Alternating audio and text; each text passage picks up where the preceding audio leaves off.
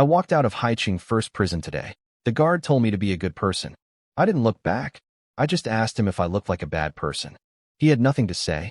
I smiled, took one step forward, and flew into the sky. I could hear him gasp behind me. He finally realized I was a Grandmaster-level warrior. I followed the address my first Master Qin Tianlong gave me and found a tiny bar called Dragon's Roar Tavern, hidden on Flower Street.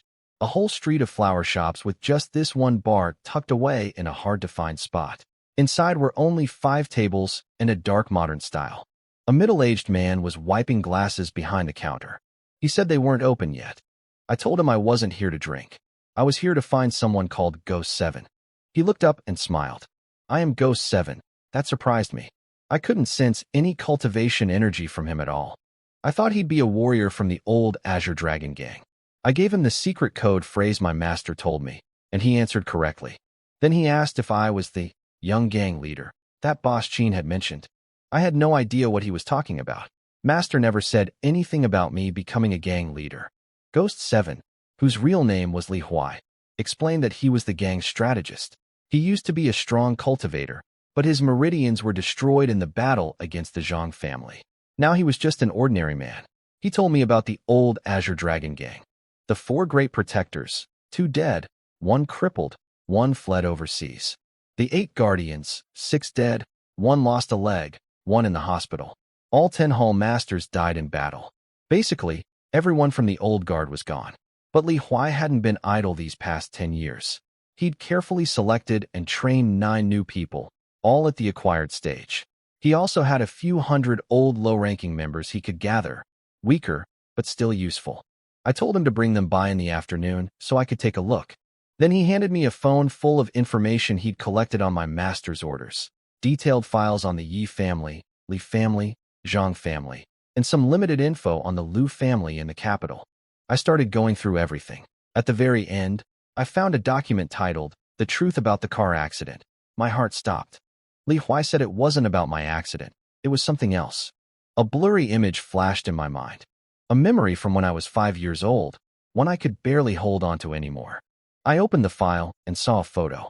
The figure in my fading memory slowly overlapped with the person in that picture. My hands started trembling. It was my mother's case. The official story said a drunk truck driver ran a red light and killed her. He got 20 years in prison. Everything in the file looked normal at first. But at the very bottom of the case file, someone had written a note suggesting it was a hired murder. That note had been crossed out, and the final ruling called it an accident. Li Huai explained what he'd found. While investigating the Yi family, he discovered that Yi Jinshan's wife, Li Yanhua, had sent 3 million yuan to someone 13 years ago. It turned out the money went to the truck driver's ex-wife, the mother of his child. When they tried to find the driver, he was already dead in prison. But there were clues. The officer who originally handled the case had suspected foul play. He wrote it in his report, but his opinion was quickly shut down, and he was transferred to the archives. Li Huai's people found that officer, and he confirmed the case had many suspicious points. The biggest one, the driver's friend said he was allergic to alcohol and never drank. But his own statement claimed he got drunk after fighting with his ex-wife. That made no sense either. His ex-wife was over 1,000 kilometers away with their child that day.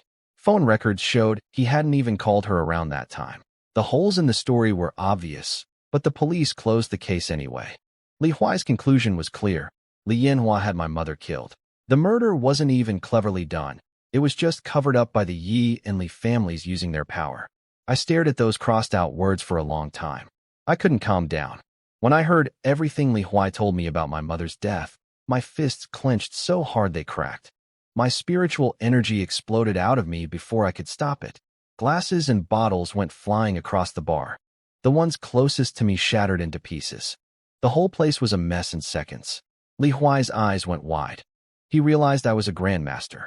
I could see him shaking. He knew I was only 18, almost 19, and being a grandmaster at this age was unheard of.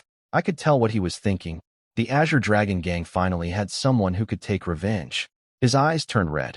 I figured he was remembering the people he lost 10 years ago in the war against the Zhang family, his wife and children. I didn't waste time. I told him coldly to gather every single person he could. Tonight, we were going after the Yi family and the Li family. The strongest fighter in the Yi family was Yi Haiping, peak acquired stage, nothing I couldn't handle. I gave his people one job: don't let anyone escape. Not even a dog. After we finished with the Yi family, we'd move on to the Li family. Li Huai agreed, but asked if we should contact the Demon Slayer Guard first. The regular police don't get involved in martial world affairs, but the Demon Slayers do. He mentioned that Haicheng just got a new Demon Slayer commander last month, a low-level grandmaster. I pulled out my gold Demon Slayer medal and set it on the counter. I told him to take it to the Demon Slayer garrison and let them know what I was doing tonight. Li Huai's eyes nearly popped out of his head. Before today, only 8 people in the entire Blue Star Federation had a gold medal, 6 Demon Slayer commanders, and 2 peak grandmasters. My master Qin Tianlong had spent 10 years in prison trying to earn one and still hadn't gotten it. And here I was, 18 years old, holding one. Li Huai carefully put it away, nodding firmly. He understood what that medal meant. Then I asked him how much money the gang had. He caught on immediately. I wanted to launch a financial attack. He told me not to worry. When the Zhang family came for the Azure Dragon gang 10 years ago, they only lost territory, not money. He had already moved all the gang's assets before the attack. Over the past decade, he'd grown those assets tenfold. He said if we wanted a financial war, every family in Haicheng combined wouldn't be enough to fight him. I was impressed. The Azure Dragon gang used to be the #1 gang in the city, so their original wealth was already enormous. Multiply that by 10. Li Huai was a genius with money. No wonder he was the gang's strategist. I told him I wanted the Yi and Li families drowning in financial ruin by the end of today. First, crush their economy and let them taste despair. Then tonight, crush them for good. He smiled and said it would be easy. I headed for the door and told him to meet at 7 tonight with everyone. I also asked him to send me the information on the officer who handled my mother's case. Outside, I grabbed a taxi and told the driver to take me to Haicheng Sunshine Orphanage. He asked which one. Apparently a new one had opened about 10 months ago, not far from the old one. 10 months ago was right around when I got arrested. A bad feeling crossed my mind. I shook my head and hoped I was wrong. I told him to take me to the old one. The driver guessed I used to live there. He said all the kids had been moved to the new place, and the old orphanage was about to be demolished. See it while you can, he said. I didn't ask more questions. I needed to see things for myself before jumping to conclusions. On the way, I checked the file Li Huai sent me about the officer who closed my mother's case. His name was Lu Jin. 13 years ago, he was just a deputy squad leader at a local branch. After handling my mother's case, he climbed the ranks, promoted every 3 years on average, all the way up to deputy director of the city's main bureau. In a world where martial strength determines everything, a weak acquired stage cultivator like him reaching that position said everything. Someone powerful had been backing him the whole time. I memorized his name. After I dealt with the orphanage situation, I was going to pay Lu Jin a visit and find out exactly what happened back then. Half an hour later, the taxi stopped in front of the old orphanage. I looked at the rusty iron gate and memories of 13 years came flooding back. Just like the driver said, the place was empty. Even the white sign next to the gate had been taken down, but the small side door was still open. I pushed it gently. The rusty hinges screeched. "Who's there?" An old voice called out from the guard room. I smiled. "Grandpa Fu, it's me." An old man with a hunched back came out. Wang Fu, the orphanage's security guard. He put on his reading glasses, squinted at me, and his eyes went wide. "Wu Dao? You're out of prison?" I nodded.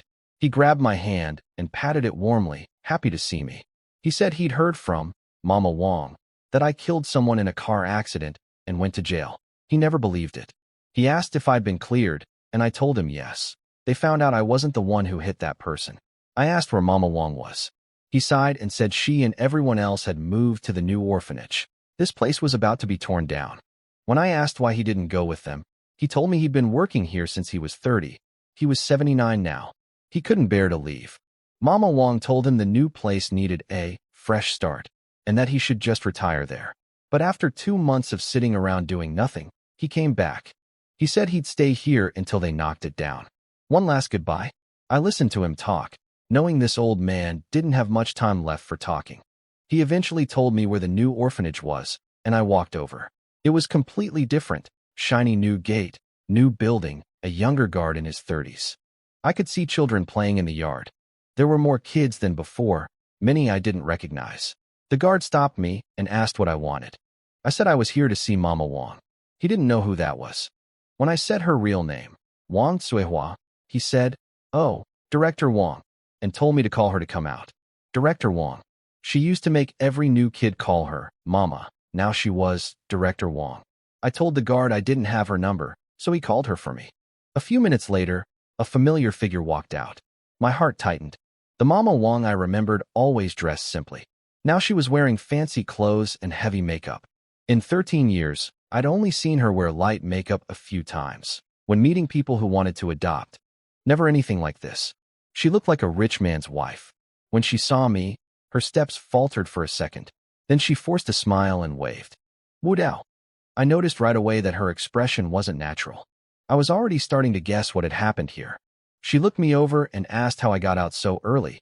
She'd heard I was sentenced to 15 years. That question hit me like cold water. The old Mama Wang would never have asked that. She would have hugged me and asked if I was okay in there. But this Wang Suihua was questioning why I was out. That told me something. She probably knew about the Yi family framing me. She was clearly surprised and a little panicked to see me.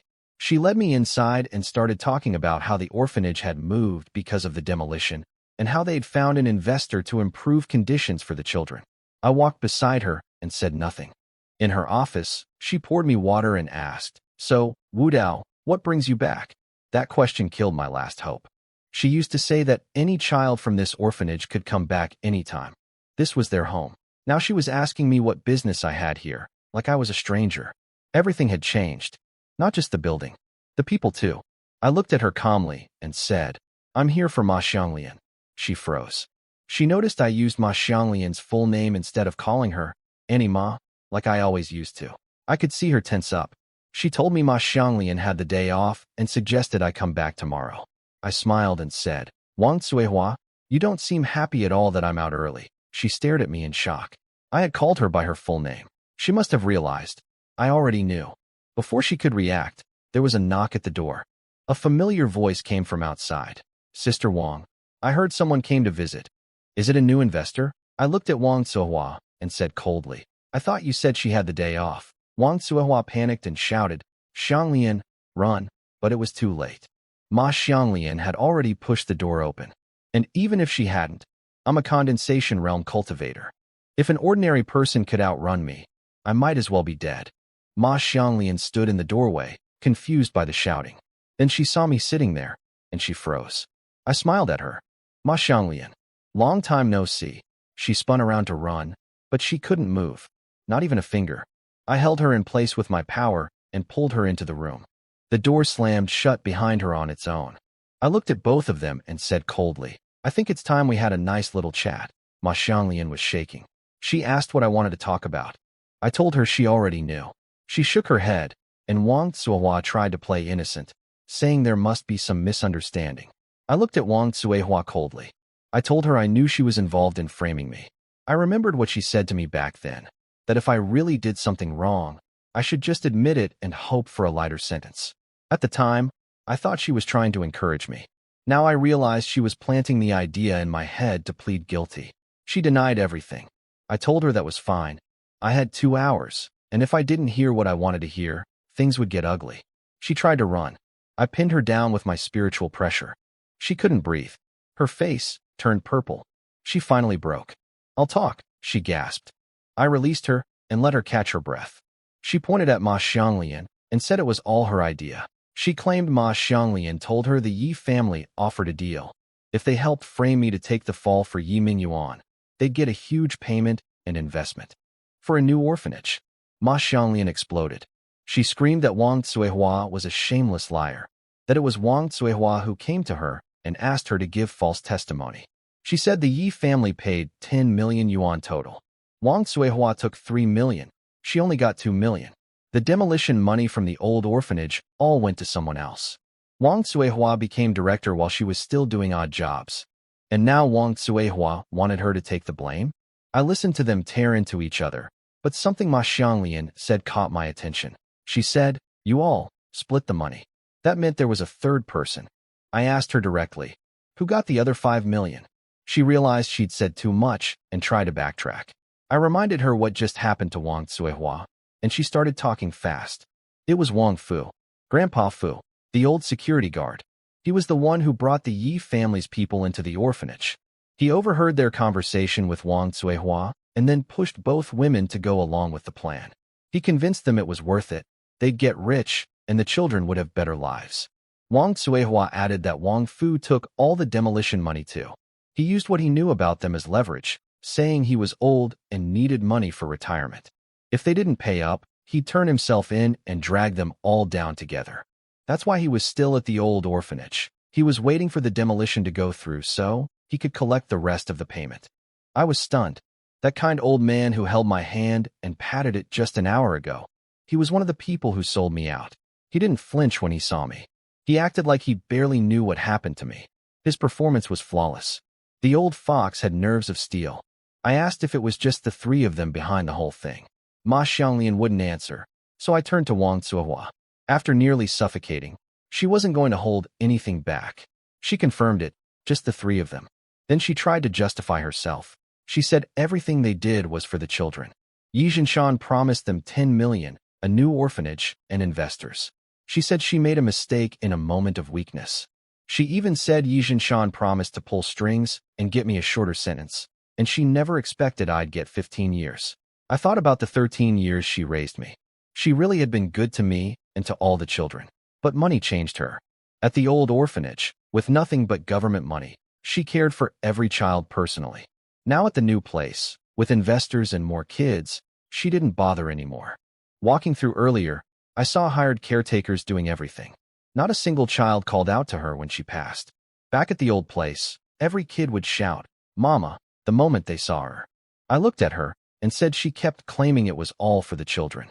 But I called her Mama for 13 years. Wasn't I one of those children too?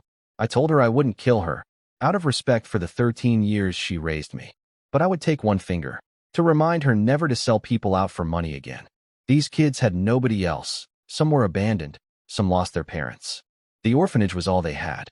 I told her to stop treating them as tools for making money, and she didn't need to worry about funding anymore. I'd have money sent to a supervised account for the children's care and education. A blade of white energy formed from my power and cut off the little finger on her left hand. It dropped to the floor. She trembled from the pain but didn't scream. She just gripped the wound with her other hand and cried silently. Whether from pain or regret, I couldn't tell. Then I turned to Ma Xianglian. She wasn't the mastermind, but her false testimony put me in prison. I told her I wouldn't kill her either, but I was going to cut out her tongue so she could never lie about anyone again. She'd remember for the rest of her life what happens when you frame someone. She begged and shook her head desperately. I didn't listen. I used my spiritual power to force her mouth open and cut her tongue with a blade of energy. Her screams filled the office. She rolled on the floor, clutching her mouth, trying to make the pain stop. But that kind of pain doesn't stop. I stood up, took one last look at Wang Cuihua, stepped over Ma Xianglian, and walked out. On my way through the yard, I saw the children playing. I called Li Huai and told him to send money to the orphanage and to track down Wang Fu. I knew that old fox wouldn't be sitting around at the old orphanage waiting for me. 10 minutes after I left the orphanage, Li Huai sent me Wang Fu's location. Just as I expected, the old man bolted from the old orphanage right after I left. His phone tracked to Jingyuan Villa District. That bastard had been living in a luxury villa this whole time. Not bad for a guy who spent decades pretending to be a humble security guard. I flew straight there. When I arrived, Wang Fu was lounging on a leather sofa, swirling a glass of red wine and muttering to himself. I heard every word from the second floor. He was wondering how I got out so fast, hoping the two women didn't give him up, reassuring himself that even if they did, he was a millionaire now and I was just some kid who couldn't touch him. But his right eyelid kept twitching, and he was planning to leave Haicheng as soon as the demolition money came through. I spoke up from the second floor. So you do know that you're out in the open and I'm in the shadows. He froze mid-sip. He looked up at me, eyes shrinking to pinpoints. How did you get in here? I walked down the stairs slowly. I just walked in. He grabbed the landline phone and hit the emergency button for the villa's security. Quick hands for an old man who could barely walk an hour ago. I flicked a burst of energy at the phone and it exploded into pieces. He stared at me. Innate realm? He didn't practice martial arts. but he watched enough news to know that projecting energy outside the body meant innate realm at least. I could see his mind racing. If I was this strong before prison, the Yi family would never have dared touch me. And if I reached this level inside prison in less than a year, that was terrifying. He tried playing innocent first. He smiled and said there must be a misunderstanding, that Wang Zihua and Ma Xianglian were liars, and that the whole framing had nothing to do with him. I smiled back and asked how he knew I was here about the framing when I hadn't even mentioned it. He went pale. He'd just confessed with his own mouth. He started backing away, warning me that killing was illegal and that his house was full of security cameras. I glanced up at the cameras, thanked him for the reminder, and shot them all to dust with my energy. Now nobody will know it was me, I said. He slapped himself in frustration, then dropped to his knees. He started begging, calling himself an animal, saying he was blinded by greed, slapping his own face over and over. I sat down on the sofa across from him and watched. After a while he stopped and looked up. I asked why he quit. If he kept going and made me happy enough, maybe I'd spare him. His eyes narrowed. He got up off the floor. The groveling act was over. He tried threatening me next, claiming he was connected to the Wang family in the capital, the family of Grandmaster Wang Pengcheng. I told him I'd never heard of Wang Pengcheng, and even if the connection were real, a 79-year-old man with zero cultivation who got kicked out of his family and ended up as a security guard 3,000 kilometers from the capital wasn't exactly intimidating. He'd probably just seen the name on the news and decided to use it. His face turned red. I was right. Then he tried a different angle. He said he had a priceless treasure that could help someone break through beyond the Grandmaster level. I laughed in his face. I asked how a man with no martial ability whatsoever would know what could help someone reach beyond Grandmaster. I told him to stop making things up, but he insisted. He said he was a 12th-generation descendant of Wang Zongyue, who was a disciple of Zhang Sanfeng. The treasure had been passed down through his family from Zhang Sanfeng himself, though by his grandfather's generation, nobody knew how to use it anymore. That got my attention. I didn't know who Wang Zongyue was, but I'd heard my master Qin Tianlong mention Zhang Sanfeng several times, the last land immortal of the Dragon Kingdom. If this treasure really came from Zhang Sanfeng, it might actually be something real. I kept my face unimpressed and told him that if even his grandfather couldn't use it, why would I want it? He asked if I'd spare his life in exchange for the treasure. I shrugged and said it depended on whether what he brought out was actually worth his life. If he handed me a rock and called it a treasure, he'd regret it. He thought for a long time, then walked over to a shrine against the wall. He reached into a hidden compartment underneath it and pulled out a ring. I scanned it with my spiritual power and immediately noticed something strange. My spiritual sense couldn't detect the ring at all. My eyes could clearly see a black ring in his hand, but when I swept my power over it, there was nothing there, as if it didn't exist. Wang Fu walked toward me with the ring in his open palm. He asked if I'd spare him in exchange for it. I reached out to take it. The instant my hand got close, his face twisted into something vicious. I sensed danger and tried to pull back while slamming him with my spiritual pressure. But I was a split second too late. My hand was only 2 or 3 centimeters from the ring, and he jerked his hand upward to meet mine. He hit the ground under my spiritual force. At the same time, I felt a sharp sting in my palm. It turned black almost instantly. Poison.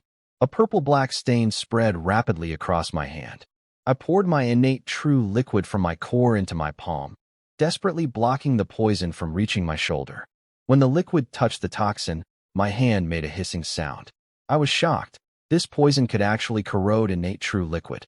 Not just innate true energy, but the liquid itself, which was far more powerful. If I were only at the innate realm, I'd have no chance of stopping it. Wang Fu, pinned to the floor, realized I wasn't using energy to hold him down. It was pure spiritual force. His eyes went wide. You're not innate realm. You're a grandmaster. He couldn't believe it. An 18-year-old grandmaster was unheard of. Then he started laughing. He pulled out a tiny black needle hidden in a gap in the ring. Thin as a hair, short as a fingernail. He said the needle was an heirloom coated in poison extracted from something called heart-eroding grass. He boasted that even a grandmaster couldn't survive it. He gave me a choice, submit to him, and he'd give me the antidote regularly. I stared at him calmly.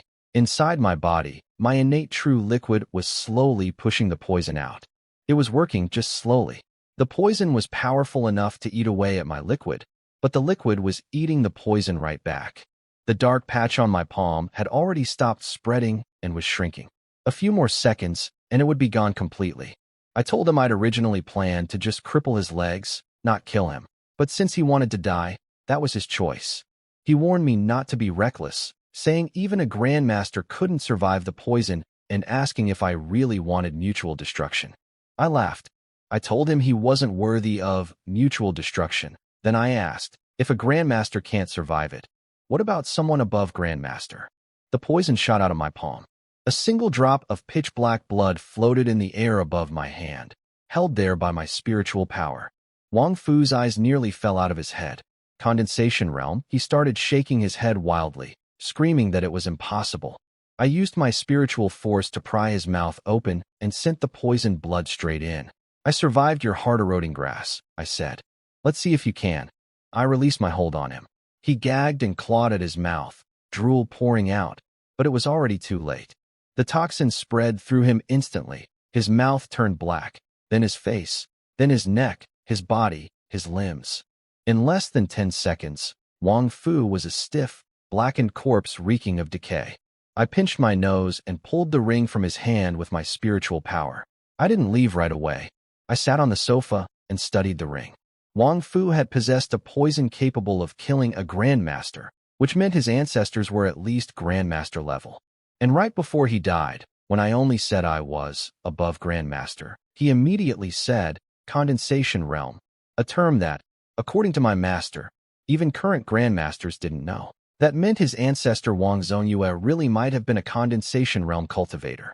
So this ring could actually be something special. It looked simple, carved from a single piece of cold, smooth stone with no setting.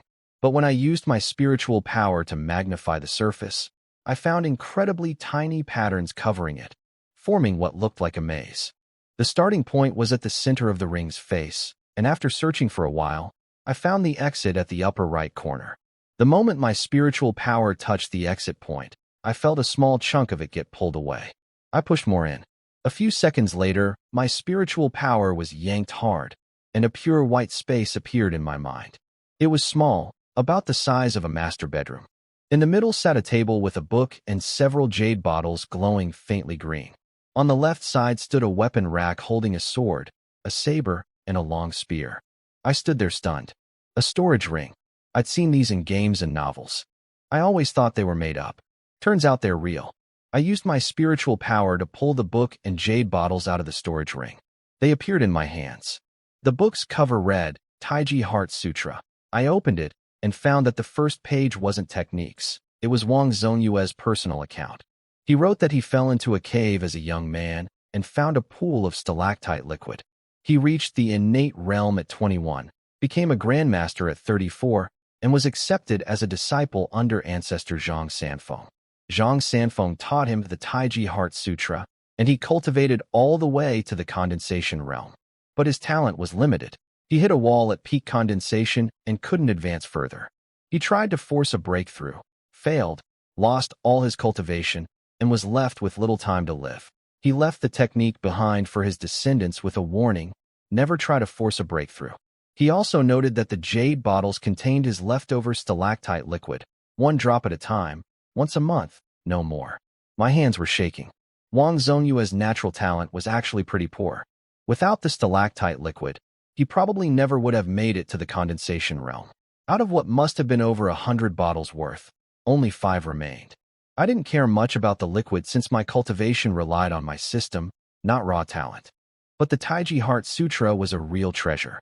According to Wang Zongyue, it could take someone all the way to the martial golden core realm, the stage above condensation, where liquid energy condenses into a core.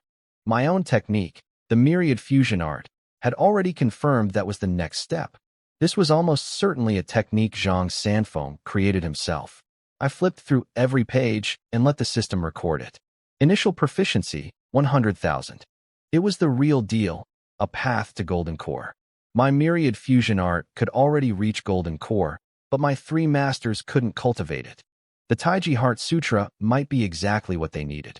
and the 5 bottles of stalactite liquid could probably push my second and third masters to the innate realm and help my first master attempt a grandmaster breakthrough. I also needed to fuse the Taiji Heart Sutra into my myriad fusion art to boost its efficiency. I was curious too. Was the stage after Golden Core what people called Land Immortal? I sat on the sofa and started cultivating, pushing the technique with my system's motivation method.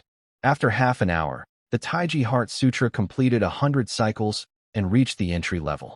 Cultivation efficiency topped out at 640 proficiency points per minute. Beyond that, the system said the technique was incomplete. I already expected this. Every technique had an efficiency cap based on its tier. Basic ones that reached Grandmaster capped at 160. Better ones like the Free Spirit Art that reached Condensation capped at 320. Golden Core level techniques like the Taiji Heart Sutra capped at 640. It would take about 3 months to fully master. My myriad fusion art was the exception. Every new technique I fused into it doubled the combined efficiency of all previous ones. So as long as I kept finding new techniques, there was no limit. The problem was that I'd already fused most of the good techniques available on Blue Star.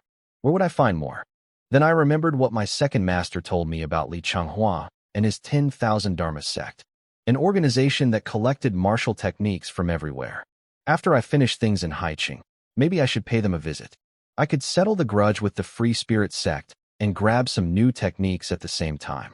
I put the book and bottles back into the storage ring and pulled out the 3 weapons: a sword, a saber, and a long spear. They weren't the dark color of meteoric iron. They were bright silver, like refined steel.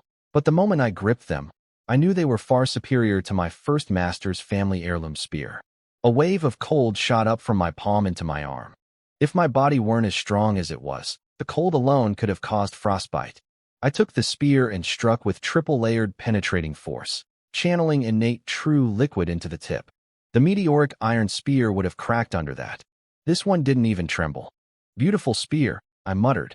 I found 2 characters engraved on the butt of the spear: dark iron. The sword and saber had the same marking. Weapons forged from dark iron. Ancient craftsmanship on another level. I'd returned the meteoric iron spear to Qin Tianlong when I left prison since it was his family heirloom and I was worried about breaking it. Plus, carrying a 5-meter spear around the city wasn't practical. But now with the storage ring, I could carry weapons anywhere. I put all 3 back inside. I glanced at Wang Fu's blackened corpse on the floor, turned around, and left. After leaving the Villa District, I headed straight to the Haicheng Security Bureau headquarters. Before going after the Yi family tonight, I needed to find out the full truth about my mother's death. I walked right into the deputy director's office. Lu Jin was sitting at his desk rubbing his forehead, clearly stressed about his career. He wanted to transfer to the Demon Slayer Guard but couldn't get in without starting from the bottom, and he wasn't willing to give up his current rank. He looked up and asked who I was. I smiled and introduced myself: Yi Wudao, son of Yi Jinshan and Wu Wan. I told him I was here to discuss the details of my mother's car accident case. He froze. He didn't remember my name, but he remembered the case. That case was the reason he'd gotten close to the Yi family and climbed to where he was now. He reached for his desk phone to call someone to throw me out. I flicked a shot of energy at the phone and blew it apart. He stared at me, holding the dead receiver, and stammered, "Innate realm?" He looked at me, younger than his own son, and started to shake. I closed the door quietly and sat down across from Lu Jin. I asked if we could talk now. He licked his lips and swallowed hard, then leaned back in his chair, trying to look calm. He told me to go ahead and ask. He figured I wouldn't dare kill him here. This was the city's main security bureau, with cameras on every floor. He thought that would protect him. I asked him straight. Was my mother's car accident man-made or an accident? He didn't hesitate. Man-made. He didn't even try to hide it. He figured I already knew some of the truth, so there was no point lying. He said he was just a small deputy squad leader back then, doing what he was told from above. If he hadn't handled the case, someone else would have. I asked if it was Yi Jinshan. He shook his head. He said based on what they found, the truck driver was paid to kill my mother, but they never investigated who paid for it. He said the Yi and Li families pulled a lot of strings together, and plenty of people were willing to do their bidding. People above him gave the green lights during the investigation. He just took the Yi family's money and followed their instructions. I told him he seemed pretty unbothered about covering up a murder. He shrugged and said the Yi family ranked 7th in Haicheng, the Li family 4th. Two families like that working together could easily bury the truth about one ordinary person's death. Then he said something that made my blood boil. He told me my mother brought it on herself. I asked what he meant by that. He explained that my mother had gone to Yi Jinshan asking for child support because she was broke. Li Yinhua, Yi Jinshan's wife, found out about it. A wife discovering her husband had a child with another woman. Of course she'd be furious. Lu Jin believed it was Li Yinhua who ordered the hit. He said my mother wasn't wrong exactly, but she should never have gone to Yi Jinshan. She was just a former maid of the Yi family. She should have known better than to get tangled up with people like them. I laughed, not because it was funny. I told him my mother raised me completely alone after Yi Jinshan kicked us out. Asking for child support was her right. If Yi Jinshan knew there was no future with her, he shouldn't have let her give birth to me in the first place. Lu Jin paused. He said he thought I already knew the full truth. I didn't. So he told me. Yi Jinshan got drunk and forced himself on my mother. Afterward, he told her to get rid of the pregnancy. She refused. She said the baby was part of her own body. So Yi Jinshan threw her out of the Yi household before I was even born. She left and gave birth to me on her own. Lu Jin said he learned this from Yi Jinshan himself during a drinking session years later. Knowing Yi Jinshan, what he said drunk was probably the truth. I went completely still. If my mother hadn't insisted on keeping me, I wouldn't exist. I saw her in my mind, thin, fragile, but so strong. My memories from those first 5 years were short and scattered, but I could clearly remember her smile. Mom, why were you so stubborn? I thought. If you hadn't had me, maybe you'd still be alive. My eyes burned. I remembered the little pieces. No matter how hard life was, she always brought me a lollipop after her night shift. That sweetness. I still remembered it. I stood up and thanked Lu Jin for telling me the truth. He stood too, smiling, saying it was nothing. Then I told him the rest. He wasn't the one who killed my mother, but he covered up the truth of her case. So I was going to take one of his arms as a warning. I wanted him to remember that some things should never be done, especially by a man wearing a law enforcement uniform. His face went white. He shouted that this was the Security Bureau headquarters and that even a grandmaster couldn't get away with attacking a deputy director here. He lunged for the gun in his desk drawer. The moment his hand touched the drawer, I locked him in place with my spiritual force. With his low-level acquired cultivation, he couldn't move at all. He rolled his eyes upward, trying to see my face, and stammered that I wasn't innate realm. I was a grandmaster. He wondered if I was at the greater achievement or peak level, since it would take at least that much spiritual force to freeze someone at his level. I told him it was none of his business. He just needed to keep his mouth shut, or next time it wouldn't be just a hand. A small blade of white energy formed and came down on his left arm. His entire forearm dropped onto the desk. He clenched his teeth and didn't make a sound. He told himself this was karma. He'd spent years burning incense and praying, afraid that everything he'd done would come back to haunt him. Now it had. I walked out of his office.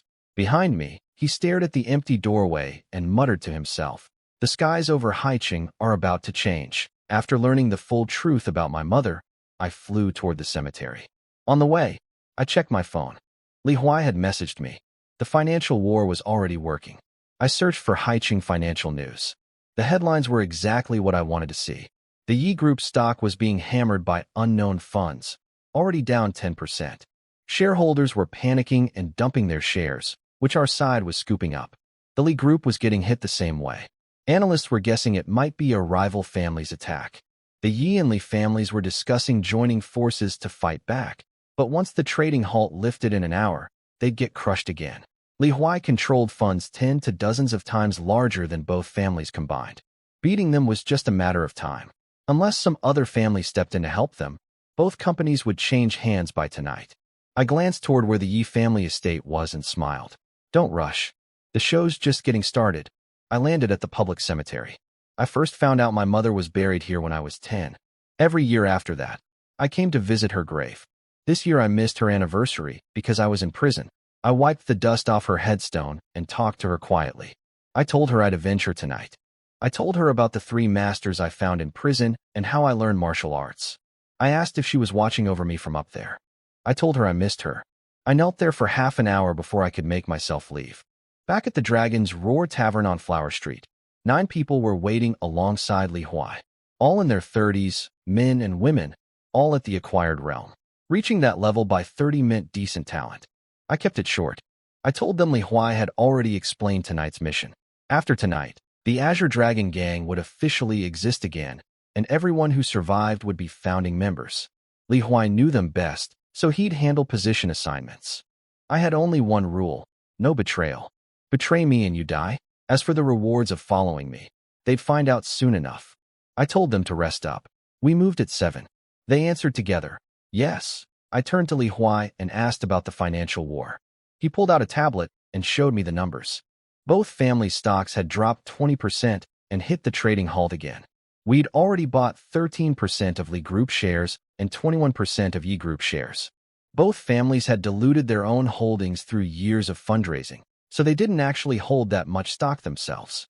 Li Huai estimated we'd control over 50% of both companies by tonight. Full takeover. I nodded and pulled a jade bottle from my storage ring. I set it in front of him and told him to try 1 drop of the stalactite liquid to see if it could repair his broken meridians. As the gang's strategist controlling all our money, he'd become a target once we went public. Having some cultivation would help. I didn't want him to be our weak point. He opened the bottle, and a strange fragrance hit him immediately. He said it made his whole body feel refreshed.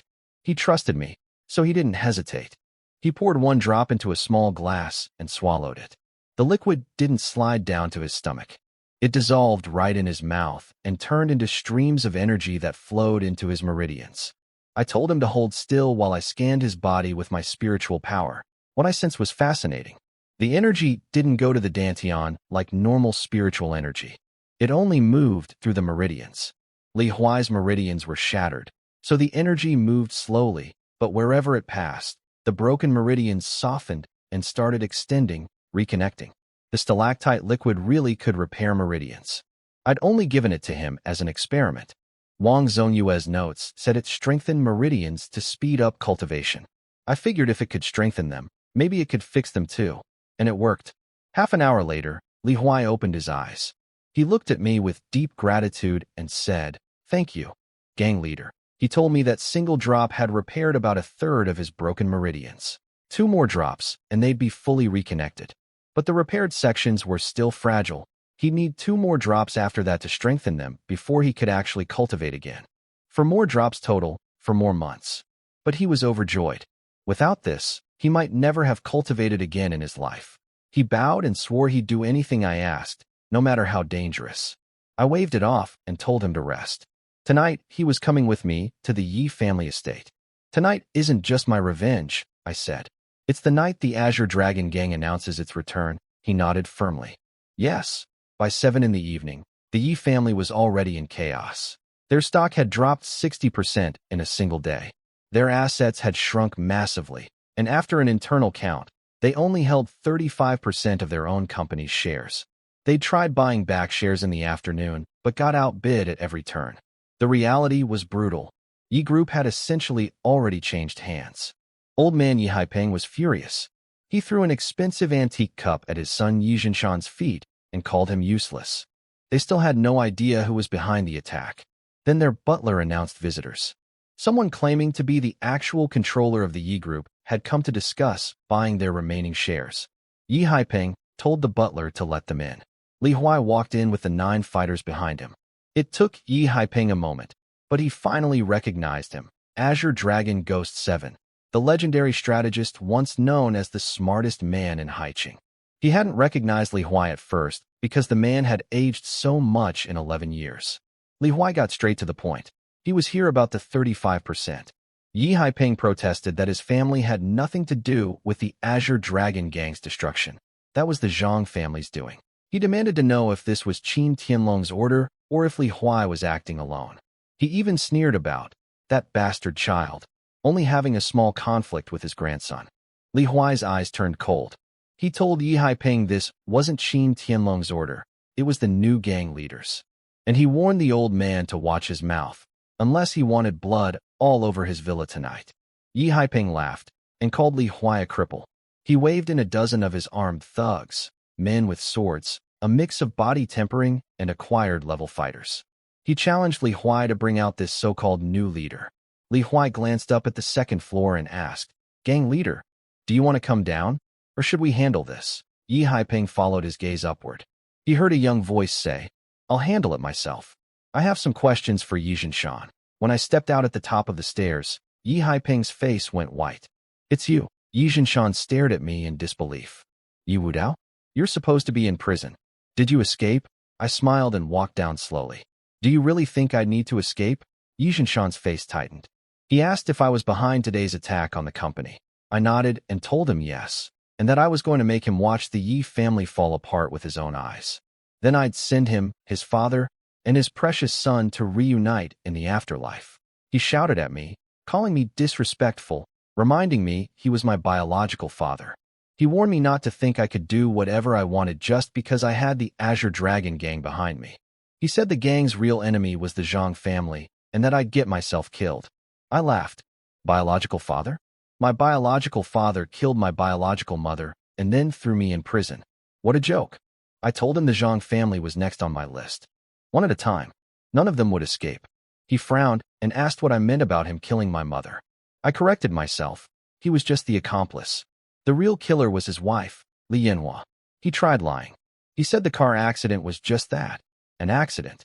He even offered to let me return to the Yi family and said he'd treat me like his other son, Yi Mingyuan. I rolled my eyes. 18 years he had to bring me home, and now that he saw I had the Azure Dragon gang, suddenly he wanted me back, so he could use me to control the gang's power. I mentioned Lu Jin's name, the deputy squad leader who handled the case for him. His face changed. He realized I knew everything. He asked coldly if I'd come here with the gang just for revenge. I laughed hard. If I'm not here for revenge, what? You think I came to join the family reunion? Yi Haiping realized there was no avoiding a fight tonight. He told Yi Jinshan to stop wasting words and just kill us all. He thought they had the advantage in numbers. He called on his old butler, a man called Old Ma, to join the battle. I stood at the top of the stairs and didn't move. I wanted to see if Li Huai's 9 fighters could handle the Yi family without my help. If they couldn't even do this much, the Azure Dragon gang wouldn't survive after I left Haicheng for the capital. These 9 people needed to prove they were worth something. Li Huai gave the order. His people drew their weapons and moved. 2 of them, the bald guy and another man, took on Old Ma. A middle-aged woman and a crew-cut guy went after Yi Haiping. The remaining 5 charged the dozen or so Yi family thugs near the entrance. The place erupted. Metal clashing, battle cries, screams. Within a minute, 7 or 8 of the Yi family thugs were down. I watched from the staircase and nodded. Li Huai's people were good, real fighters with actual combat experience, not just cultivators who only knew how to train. They coordinated well, clearly used to working together. Yi Haiping and Old Ma were both peak acquired, but under pressure from 2 greater achievement fighters each, they were slowly losing ground. The Yi family's body-tempering thugs were basically useless. No coordination, no real offense or defense. They crumbled on contact. Yi Haiping saw things going badly and shouted at Old Ma to forget his opponents and go kill me instead. Cut off the head and the body dies. Old Ma broke away from the bald fighter and rushed toward me at the stairs. The bald guy moved to intercept, but I raised my hand slightly. He saw the signal and stopped. Old Ma noticed and tried to retreat, but it was too late. I shot a thread of white energy straight into the back of his skull. His eyes went wide with terror. He hit the ground and didn't get up. That's enough, I said quietly. All 9 fighters immediately returned to Li Huai's side and stood in formation. Yi Haiping stared at me with his mouth hanging open. It took him a while to speak. Your innate realm. He'd seen it clearly. Energy leaving my body, the unmistakable sign of the innate stage. Yi Jinshan shouted that it was impossible. I was an ordinary person when I went to prison less than a year ago. How could I be innate already? Li Huai's 9 fighters were staring at me too, shocked. Li Huai stayed calm. He already knew I was far beyond innate. The bald fighter leaned over and whispered to Li Huai, asking if I really reached innate in under a year. Li Huai told him quietly that what they were seeing was just the tip of the iceberg. That shut everyone up. They were trying to figure out what tip of the iceberg meant. Some of them were probably guessing Grandmaster, then shaking the thought away because it seemed too insane. They'd come tonight prepared to risk their lives. The Yi family was manageable, but the Li family had an innate level fighter in Li Yaozhu. Knowing I was at least innate too took a lot of weight off their shoulders. I looked at Yi Jinshan and said, "Nothing in this world is impossible. You managed to send your own son to prison. After that, what can't happen?" I told him I could have just let Li Huai's people wipe out the Yi family without me even showing up. But I came anyway. I came for one reason. I wanted to ask you face to face. In all these years, have you ever felt even a shred of guilt toward my mother? Yi Jinshan's heart was pounding. He knew his answer might decide whether he lived or died. He put on a performance, said he'd always wanted to bring me and my mother home, but had no power in the family. He blamed everything on his wife Li Yanhua. He said she controlled everything, that she was the one who had my mother killed, that he only found out later. He claimed he felt guilty every single day. Then he started slapping himself and fake crying. I sat on the sofa and watched the whole act. When he finished, I leaned forward and smiled. "You've been crying all this time, and there's not a single tear. You need to work on your acting." He wiped his dry eyes with his sleeve and kept insisting everything he said was true. He begged me to come back to the Yi family and promised to make it up to me. I told him I didn't need anything from him. With my strength, I could live well anywhere. I didn't even care if what he said was true or not, because I could tell the only thing on his mind was getting me to rejoin the family so my power could boost the Yi family's standing. I stood up and told him one last thing. "Next time you lie, don't let your heart beat so fast. It gives you away." I shot a thread of innate energy from my fingertips straight through his chest. He coughed up blood and stared at the hole in disbelief. You dare kill your own father." I looked down at him as he fell. "Father? You don't deserve that title. I only came here tonight to hear you confess, not to me, but to my mother's spirit." Yi Haipeng screamed his son's name. For all his contempt toward Yi Jinshan, it was still his son dying in front of him. His eyes turned red. He clenched his fists, then slowly let go. He knew he couldn't beat me. If he died too, the Yi family would be completely finished. I told him not to worry. I'd send him to join his son soon enough. I raised my hand. Then a gunshot rang out behind me. I blocked the bullet with a barrier of energy. A rough voice shouted for me to surrender. Someone had called the Demon Slayer guard. I turned around. A square-jawed man in a Demon Slayer uniform marched in with a squad of soldiers behind him. I looked at Li Huai, confused. He was just as stunned. He'd gone to the Demon Slayer headquarters that afternoon with my gold medal. The 1st Brigade captain had personally verified it, promised that no one would interfere tonight, and respectfully escorted him out. Yet here they were. The squad leader introduced himself as Wu Qiuhao, leader of the 4th Squad under the 1st Brigade. He said they received a distress call from the Yi family and found criminals here. He walked up to me, pointed his body camera at my face, and ordered me to put my hands on my head and squat down. He said he saw me block the bullet with energy, so he knew I was innate realm, but that didn't give me the right to kill. I wasn't interested in arguing with him. I turned to Li Huai and said, "Call the Haicheng Demon Slayer commander. Tell him to get over here. If he's not standing in front of me in 3 minutes, he can find a new job." Li Huai hesitated for a second. Technically, as a gold Demon Slayer, I had authority to mobilize Demon Slayer forces in certain situations. But ordering a city commander, a grandmaster, to get over here was a bold move. Still, he didn't question me.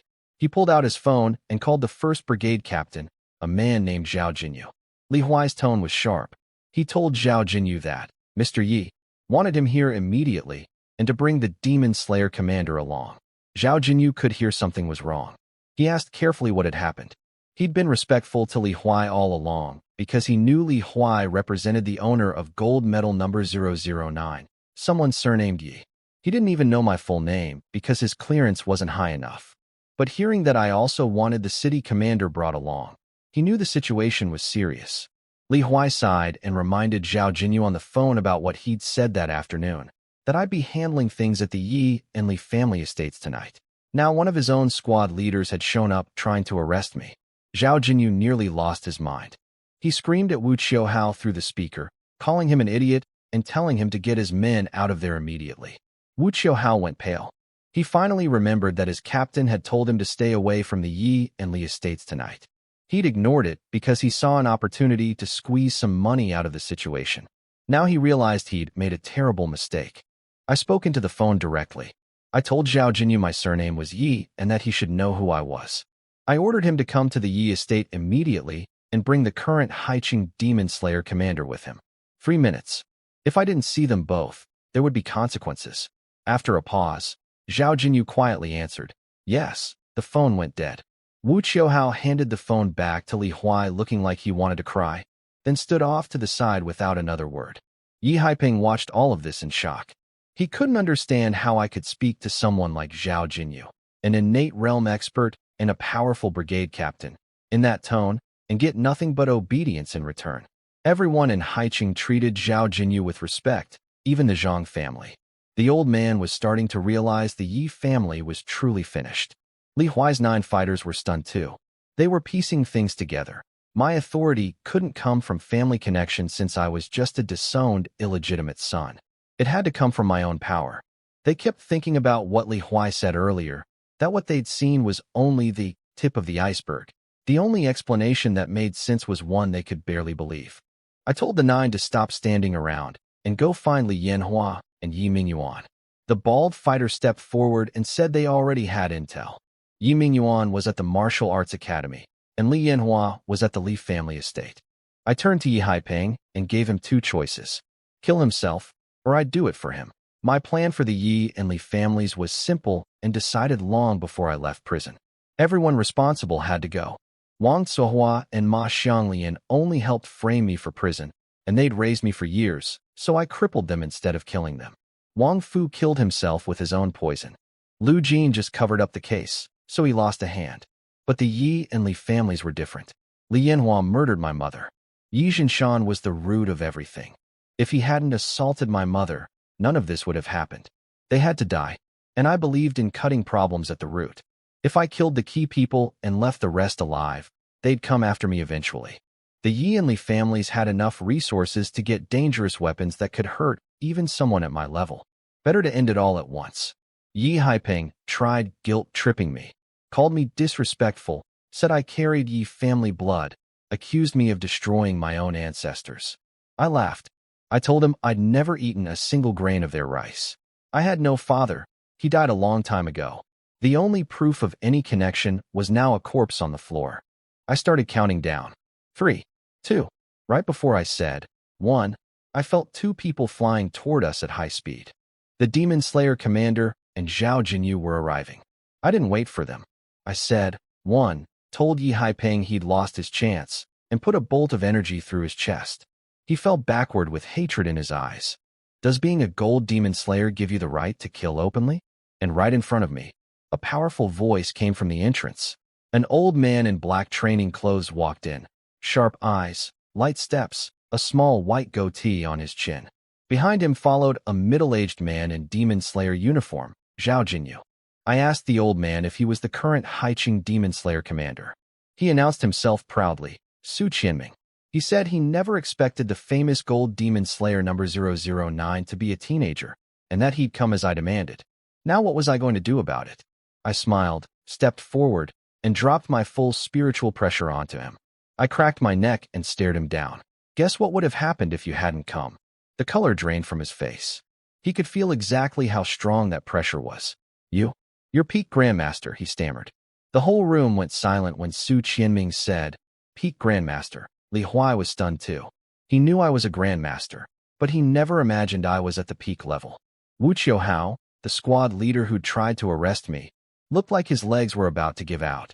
Zhao Jinyu, the brigade captain, was clearly relieved he hadn't questioned my identity when he walked in. I released the pressure on Su Qianming and got straight to the point. I asked him 3 questions. First, the Yi and Li families killed my mother. As a gold demon slayer and a member of the martial world, didn't I have the right to avenge her? Second, I'd already sent someone to the Demon Slayer headquarters with orders that no one should come to the Yi or Li estates tonight. Why did they come anyway? Was my authority as a gold Demon Slayer meaningless? Third, as the Haicheng Demon Slayer commander, his subordinates had a serious discipline problem. Shouldn't he take responsibility? Su Qianming had nothing to say. Everything I said was legitimate. Avenging a parent's murder was recognized in the martial world. My orders had been clear and were ignored. His people were at fault. If I were just an innate realm fighter, he could have brushed me off. A gold demon slayer's authority only covered the guard soldiers, not the commander himself. But I was a peak grandmaster.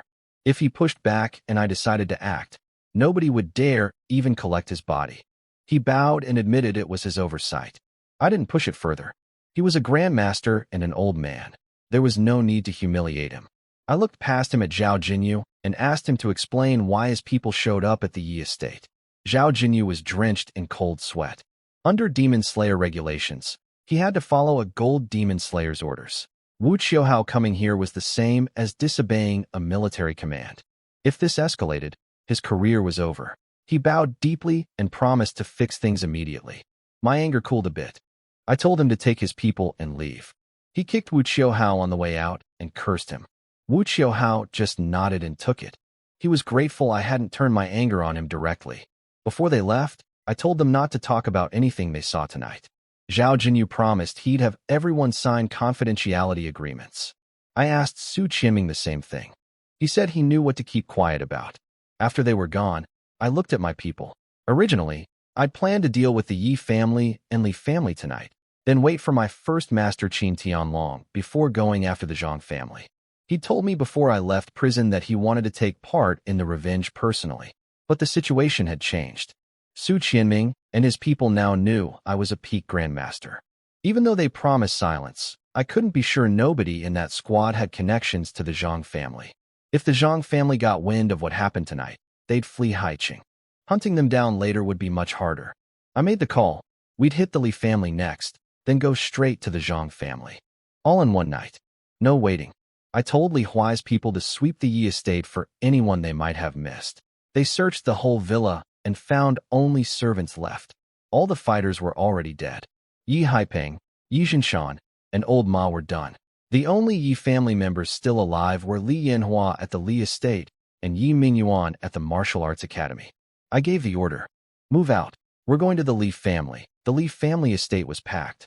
All 40-plus core members had gathered in the main hall, arguing about the stock crash.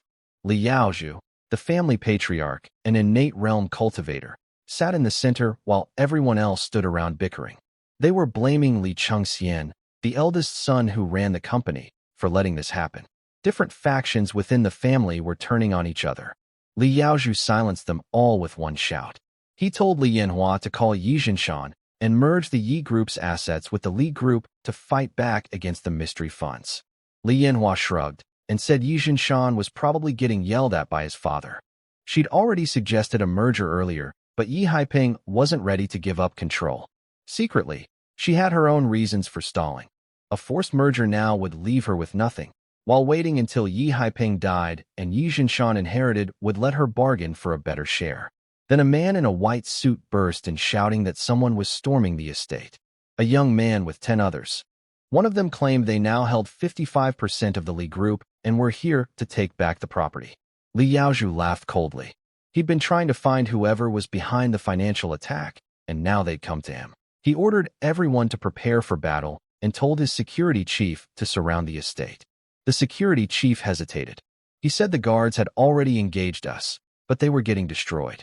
The young man leading the group was an innate realm fighter who killed their guard captain with a single shot of energy. The other 10 were all acquired realm. The guards were suffering heavy losses. Li Yaozhu was confused. A young innate cultivator? He asked how old. Around 20, maybe not even that. He couldn't understand why someone that talented would bother with the Li family. Those kinds of prodigies belonged to the top families on the entire planet. He suspected the security chief misjudged the intruder's age. Some innate fighters looked younger than they were.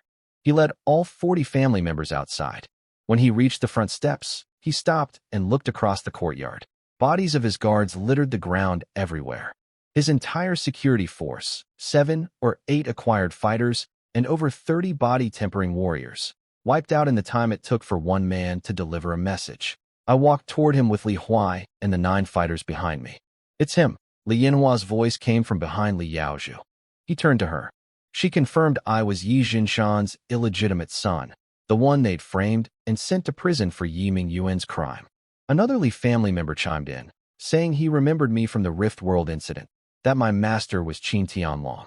Li Yaozhu turned back to me and asked if I was the one targeting his family. I stared past him at Li Yanhua.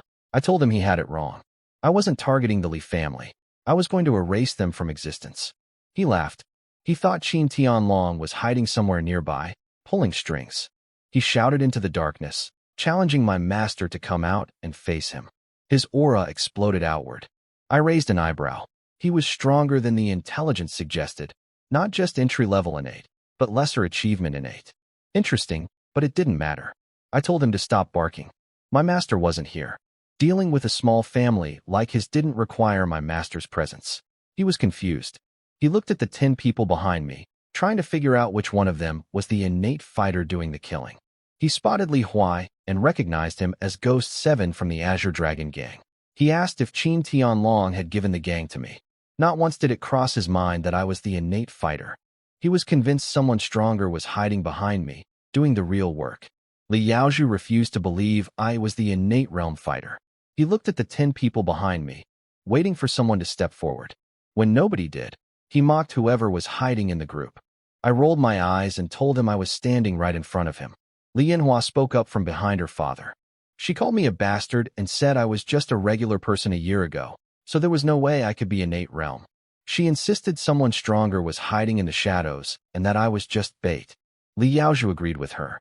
He said he'd been in the martial world for 50 or 60 years and never heard of anything so ridiculous. He figured if he captured me, whoever was really behind this would show themselves. He charged at me with a weak burst of innate energy.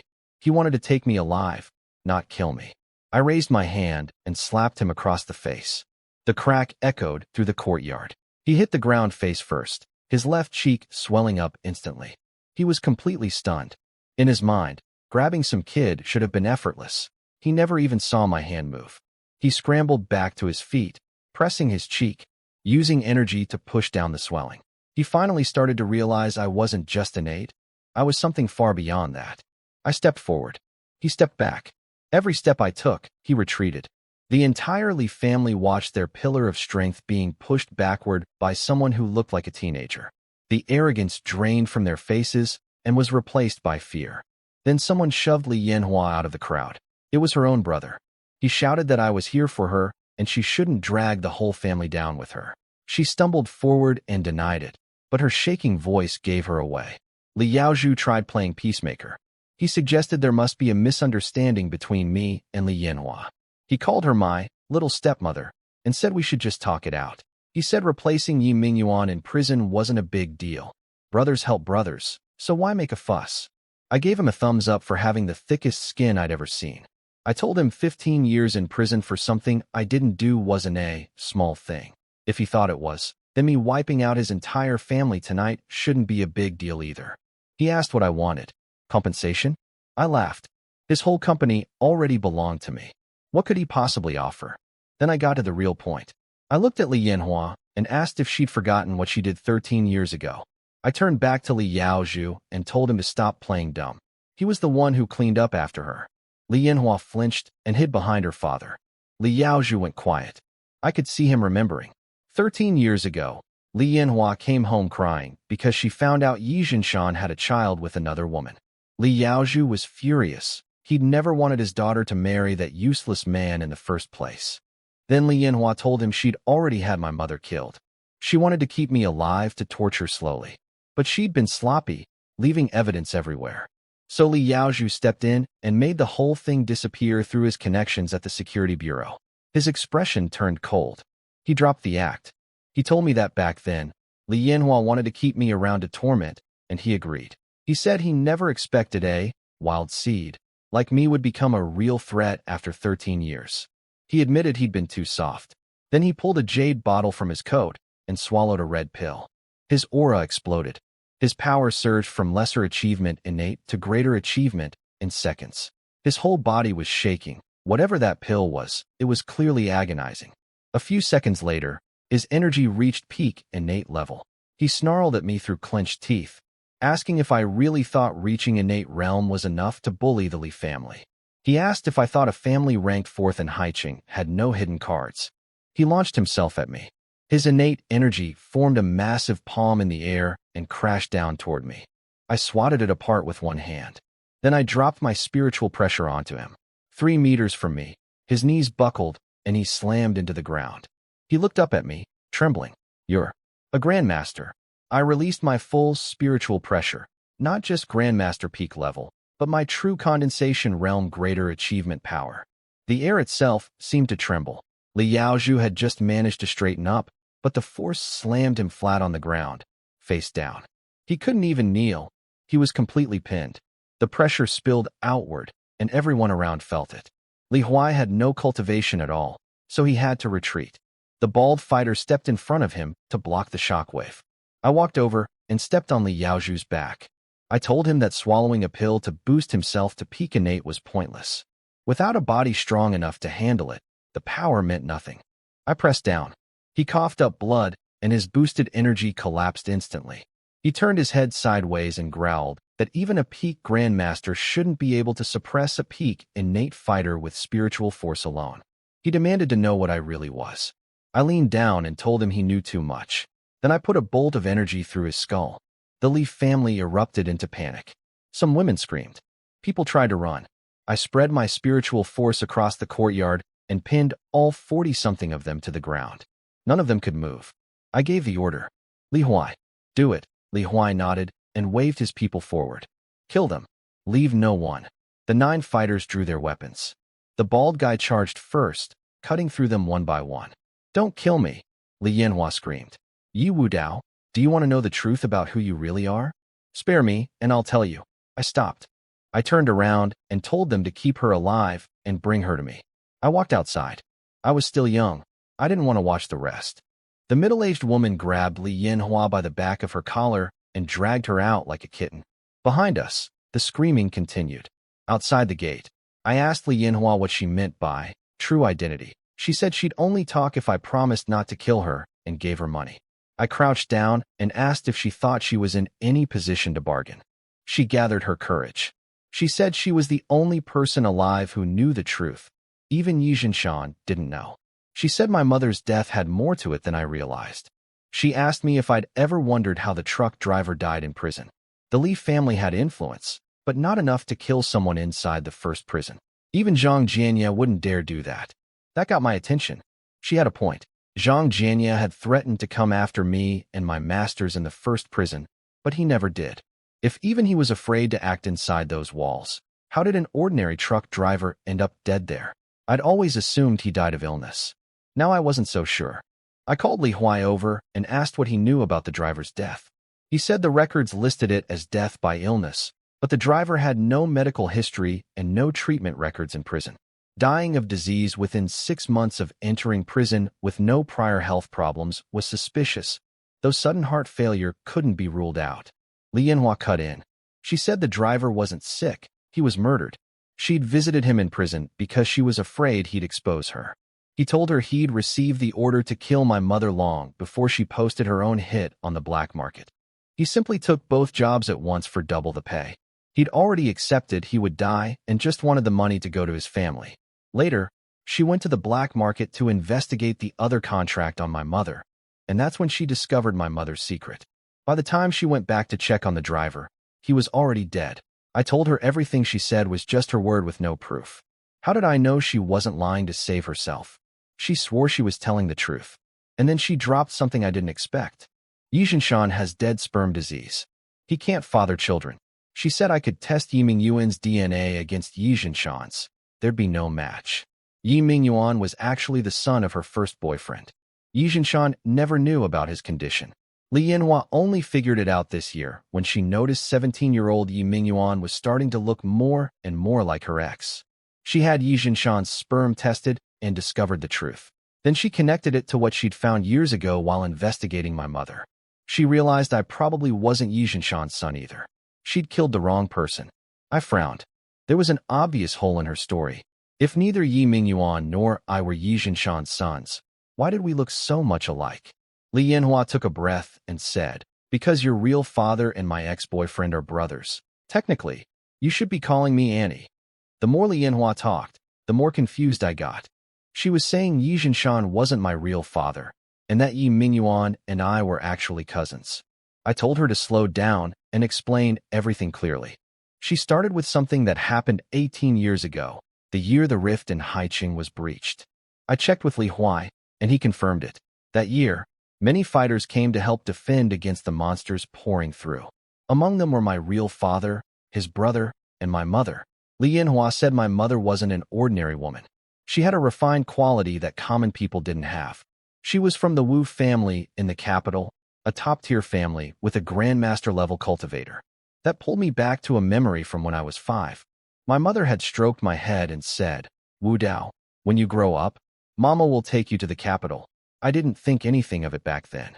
Now I understood. She wanted to take me to the Wu family. I interrupted and asked whether Yi Jinshan really assaulted my mother and whether she really went to him for child support money. Li Yanhua confirmed the assault but corrected the rest.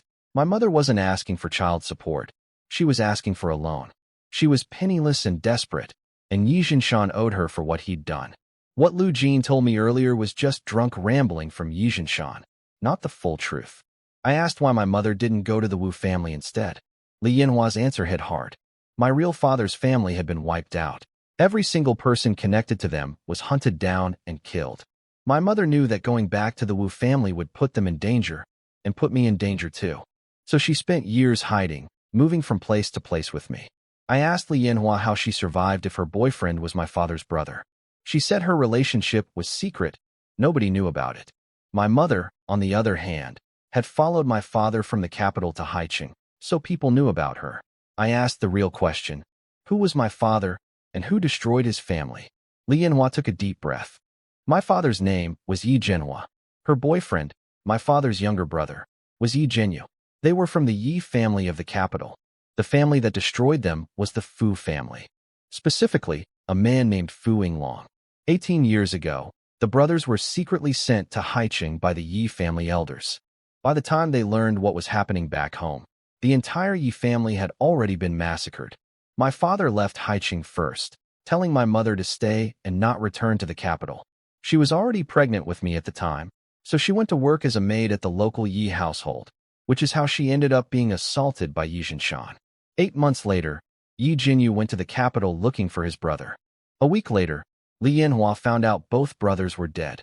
Heartbroken, she agreed to her father's arrangement and married Yi Jinshan 2 weeks later. She didn't realize she was already carrying Yi Jinyu's child, Yi Mingyuan.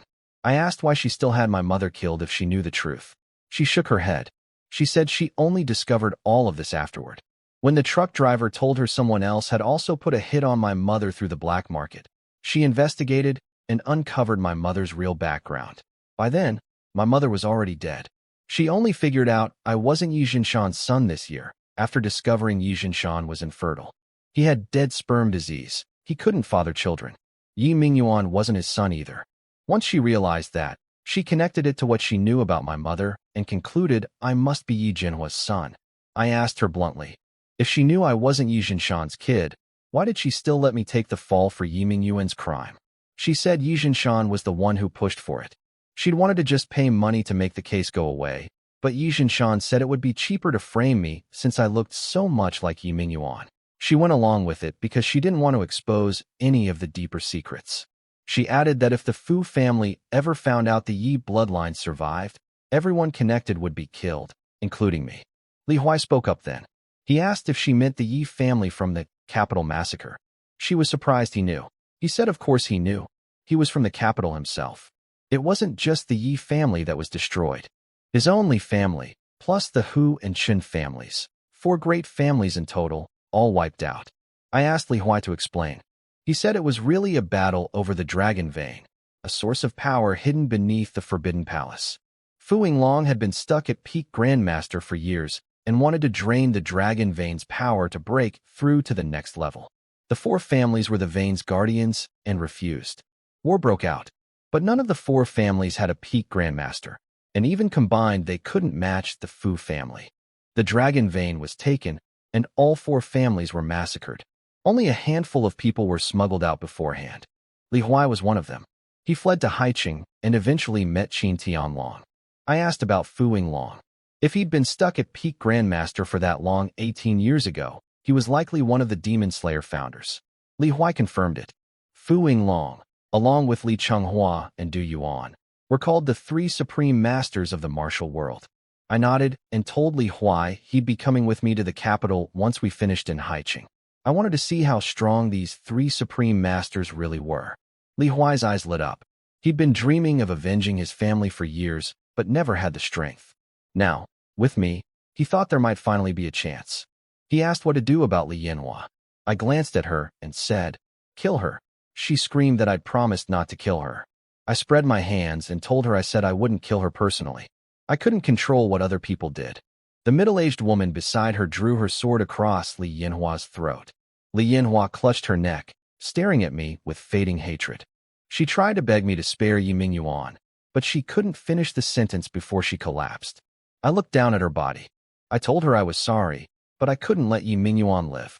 After killing the entire Li family, leaving him alive would just create another enemy who'd come back for revenge someday. Just like when she chose not to kill me as a child, and I became the one who destroyed her family. I wasn't going to make the same mistake. I took a deep breath. Everything I'd learned tonight was a lot to take in. I wasn't Yi Jinshan's bastard son. I was the son of Yi Jinhua, from the capital's Yi family. My mother was from the Wu family in the capital. My real father was killed years ago. Two of the three so-called supreme masters of the martial world were now my enemies. Li Chenghua for the grudge with the Free Spirit sect, and Fu Yinglong for destroying my father's family. The capital was somewhere I had to go, not just for revenge.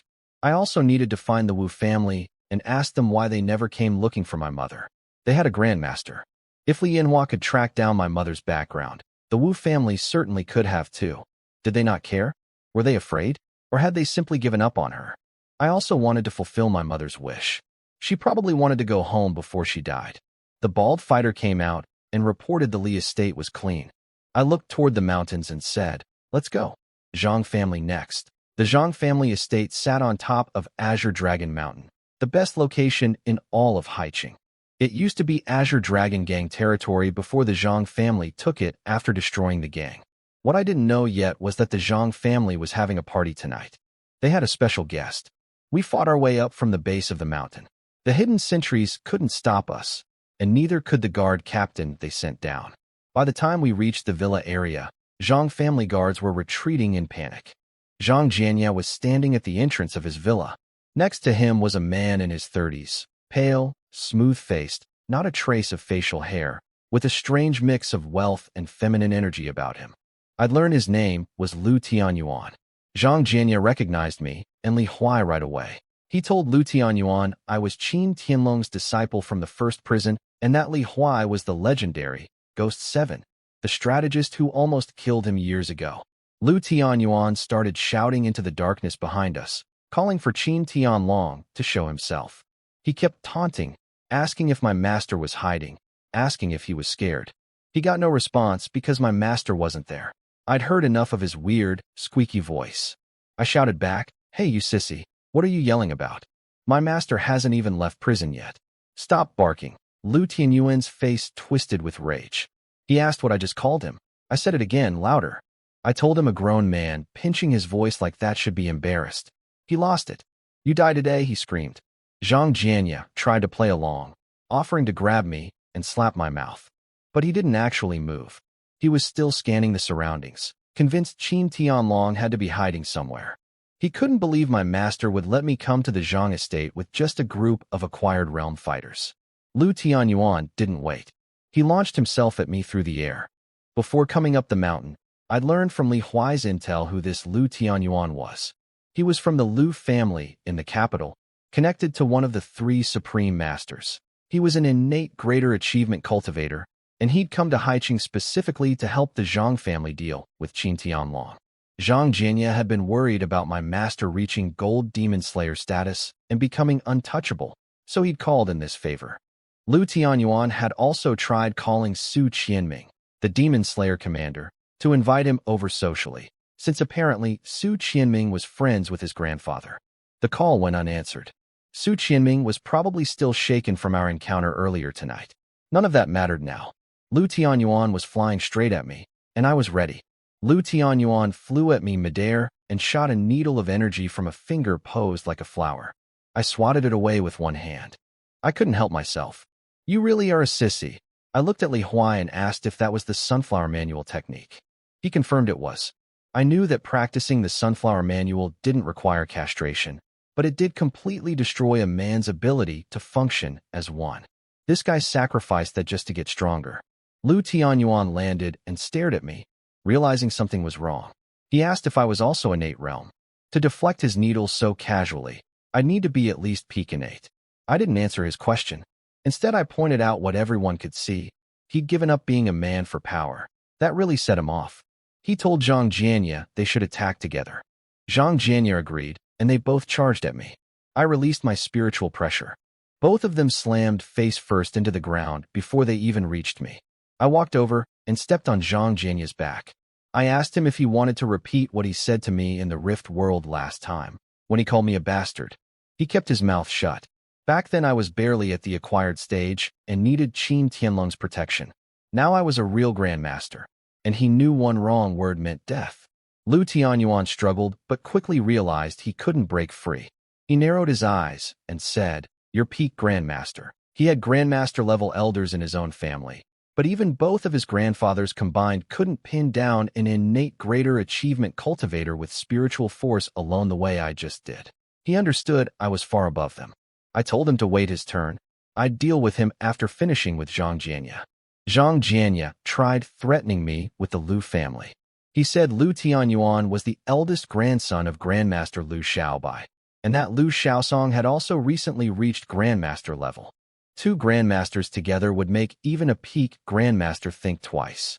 I stepped harder on his shoulder and asked if he'd lost his mind. The Lu family's own grandson was lying right next to him and hadn't said a word. Who was Zhang Jianya to throw around the Lu name? I told him two low-level Grandmasters couldn't do anything against a peak Grandmaster. I even offered to let Lu Tianyuan call them and see if they dared show up. Zhang Jianya looked at Lu Tianyuan hopefully and suggested calling. Lu Tianyuan just rolled his eyes and said nothing. That told Zhang Jianya everything. The Lu family's boasting about matching a peak Grandmaster was just that, boasting. Something broke inside the old man. He suddenly aged 10 years right in front of me. He asked what I wanted. I told him I'd do to the Zhang family exactly what they did to the Azure Dragon gang.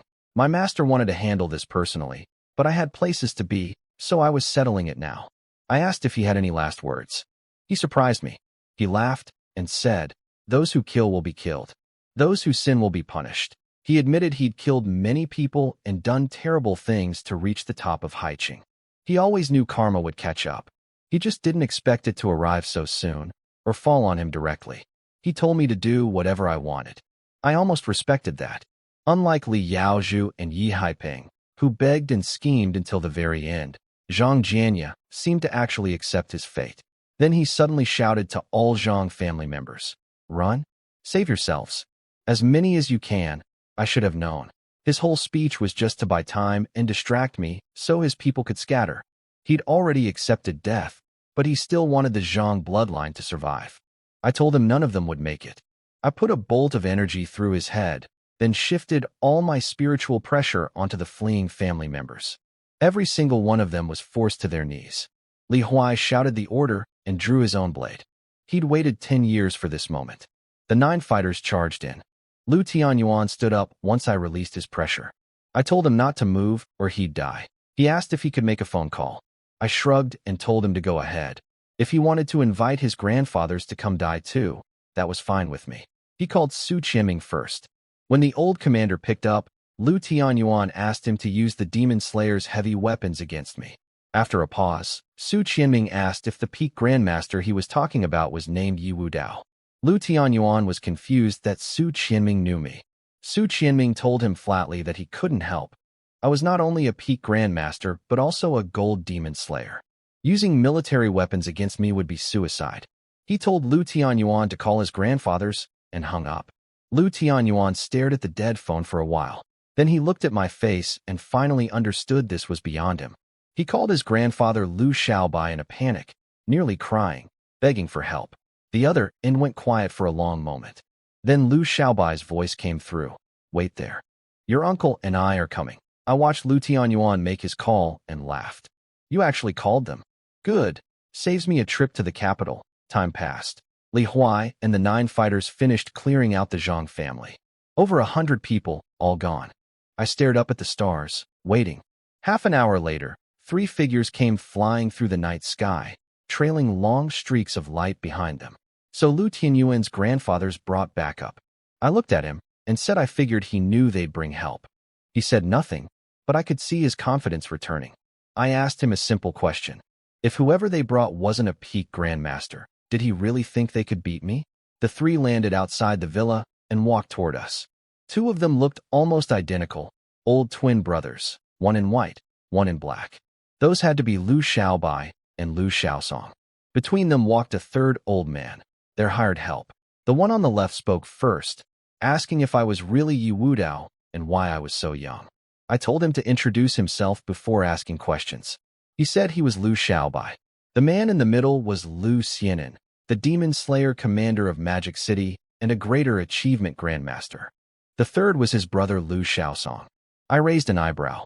Just you 3? Lu Xiaobai frowned and said I was being arrogant. He claimed the 3 of them together might be more than I could handle. His brother Lu Xiaosong tried a different approach, the moral high ground. He said he knew I was Gold Demon Slayer number 009 and asked why a peak grandmaster would bother picking on his grandson, an innate cultivator. Didn't I have any dignity? I laughed hard. Dignity? 10 years ago, the Lu family sent their guards across 1,000 kilometers to help the Zhang family destroy the Azure Dragon Gang. Was that dignified? And I was only 18, his grandson was over 30.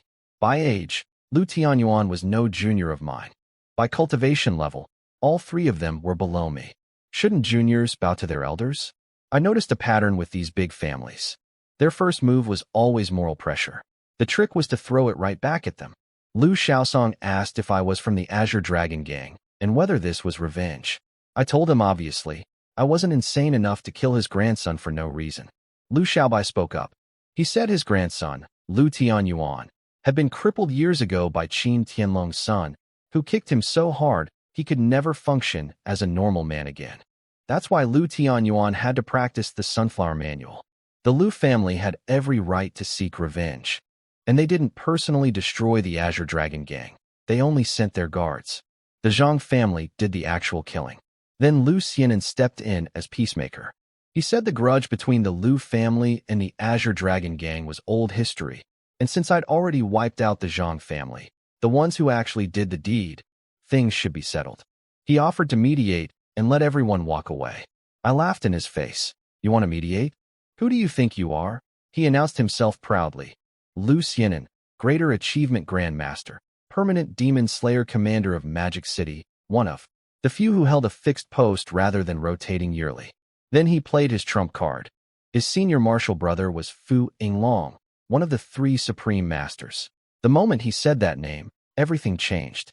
I burst out laughing. If you hadn't mentioned Fu Yinglong, you might have walked away alive tonight. But now that you have, sorry. All 3 of you are dying here. Lu Xianin was confused.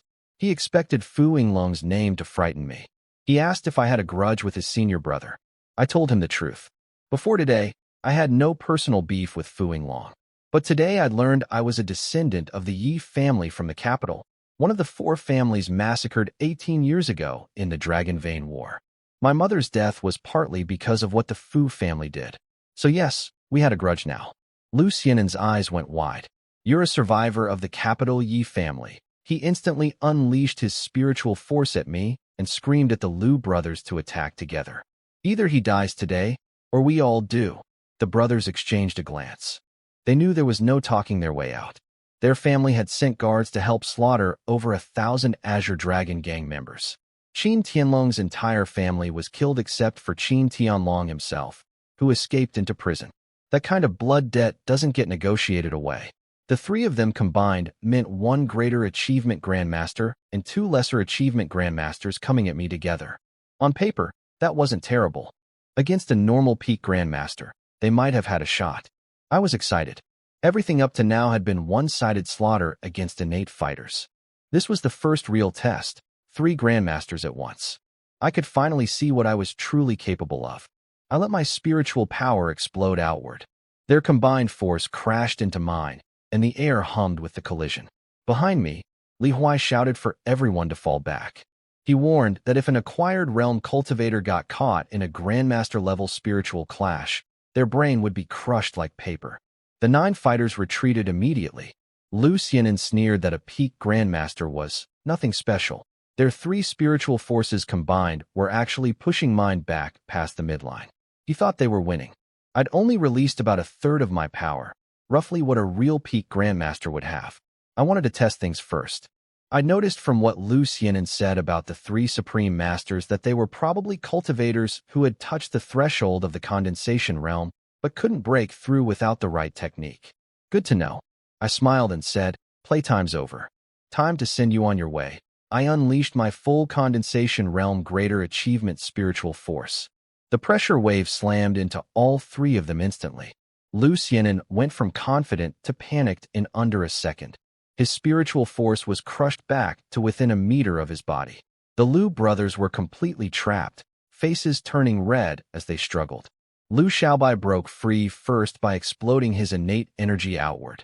Lu Xiaosong followed and shouted to Lu Xiaonan to stop fighting me with spiritual force. He realized I wasn't just peak grandmaster. I was half a step above. Lu Xiaonan switched tactics too, coating himself in energy and drawing his sword. Lu Xiaonan couldn't understand how I'd reached this level at 18. He knew from Demon Slayer records that I was suspected of having a martial Dao sacred body, an incredibly rare constitution that appeared only a handful of times throughout history. Every person who had it dominated their entire era. He'd read in ancient texts that some sacred body cultivators ascended to land immortal status in their 20s. But even so, this age had its limits. The 3 supreme masters only reached their half-step level through decades of accumulation, not talent. I'd been cultivating for just 1 year. Lu Xiaobai didn't care about any of that. He just knew they'd die if they didn't fight with everything they had. He screamed at Lu Xiaonan to stop thinking and start killing. All 3 came at me together. I used my phantom steps and charged. I wasn't bothering with weapons. Against 3 grandmasters, I didn't need them at my level. My afterimage blurred past Lu Xiaobai. By the time he turned his head, I was already standing in front of Lu Xiaosong.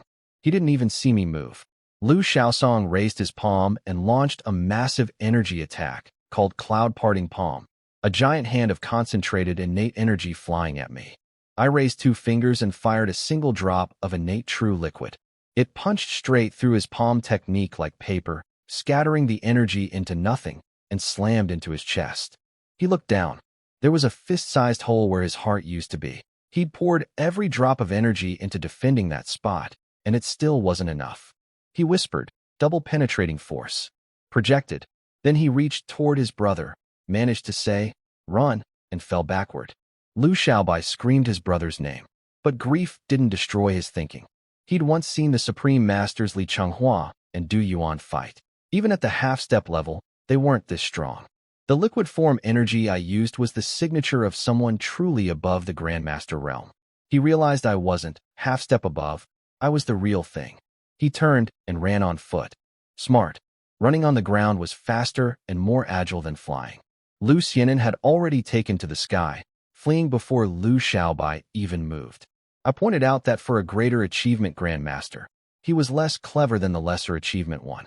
I flicked a drop of true liquid at Lu Xiaonan. He felt death coming and threw up a wall of energy behind himself. It didn't matter. The drop punched through his back and out his chest, leaving the same fist-sized hole. He fell from the sky and crashed into the ground. He watched me chase Lu Xiaobai, but couldn't speak. His eyes slowly closed. I used light smoke steps to catch Lu Xiaobai in 2 seconds flat. I asked him if he really thought he could outrun me. 1 palm to the top of his skull, and he face-planted into the dirt, dead. Gang leader. Lu Tianyuan is running, Li Huai shouted from behind me. I turned and saw that little weasel sprinting down the mountainside into the forest. He'd waited until I chased his grandfather, then bolted without looking back. Clever, but not clever enough. I flew after him. 5 seconds later, I was right behind him. Did you think I'd forget about you? He nearly fainted from terror. His legs buckled. I flicked 1 drop of true liquid at him. Without a Grandmaster's massive energy reserves to protect him, his upper body simply exploded. After finishing off the 4 of them, I flew back up to the Zhang family villa. Li Huai and the others were waiting. I asked if everyone was accounted for. Li Huai shook his head. Several Zhang family members weren't present tonight, including Zhang Jianya's second son, Zhang Yuanlin. The very person my second master wanted revenge against. That was a problem. Li Huai said it was strange because their intelligence confirmed Zhang Yuanlin arrived at Azure Dragon Mountain for the party, but his body wasn't among the dead. They'd used every resource to locate him. Everyone else was tracked down, but Zhang Yuanlin had seemingly vanished. He entered the mountain but never left. I told them to wait while I searched the villa myself. I flew to the top and spread my spiritual power across the entire building, scanning every room from the top floor down to the basement. Nothing alive. I was about to give up when I caught a faint flicker. Not a sound, not movement, but the tiniest pulse of life force. It came from beneath the basement floor, near a large wooden barrel in the corner. When I focused all my spiritual power on it, the signal disappeared. When I pulled back, it returned. I tried moving the barrel with spiritual force. It wouldn't budge. I crushed it, just water and wood splinters. The barrel had been glued to the floor, but there was no trapdoor, no mechanism underneath. Then the pulse came again, clearly rising from below the floor itself. I pushed my spiritual power downward. Everywhere else in the basement, I could sense about 3 meters deep, but directly under where the barrel stood, my spiritual force was completely blocked. Something down there was made of a material that cut off spiritual detection entirely. I called everyone to the basement. I tried cutting through the floor with a borrowed saber, a half-meteorite blade. The saber shattered on impact. The floor didn't even crack, just a faint white scratch. Whatever this material was, it was incredibly hard. I told Li Huai to find a switch. Within moments, he spotted a bronze deer head sculpture on the wall that looked out of place. He twisted its antler. Gears rumbled. The floor's section slowly rose, revealing a hidden passage, steep stairs descending into total darkness. We grabbed flashlights and headed down, me in front.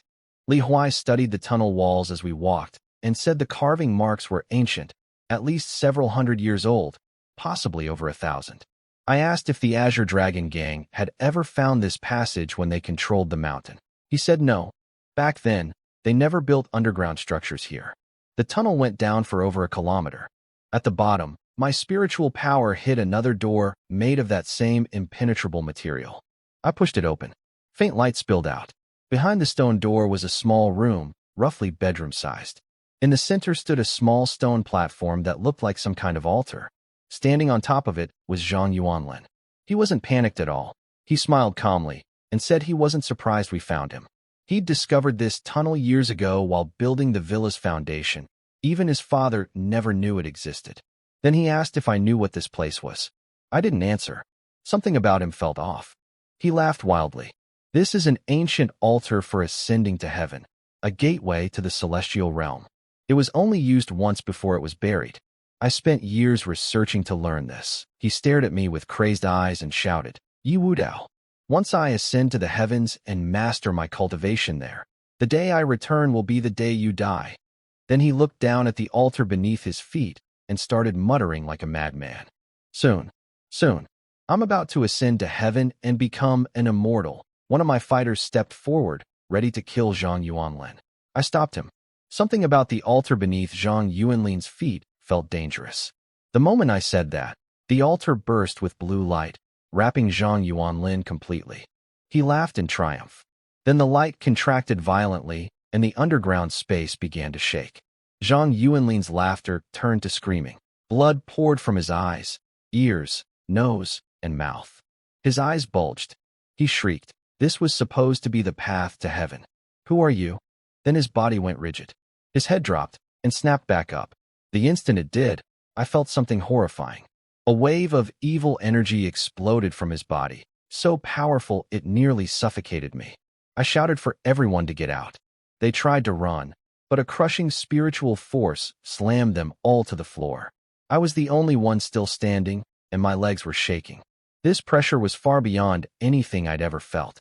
Zhang Yuanlin spoke, but it wasn't his voice anymore. It was ancient and dripping with malice. He said he was surprised to find a condensation realm cultivator down here. He said my body would make a fine vessel. I didn't hesitate.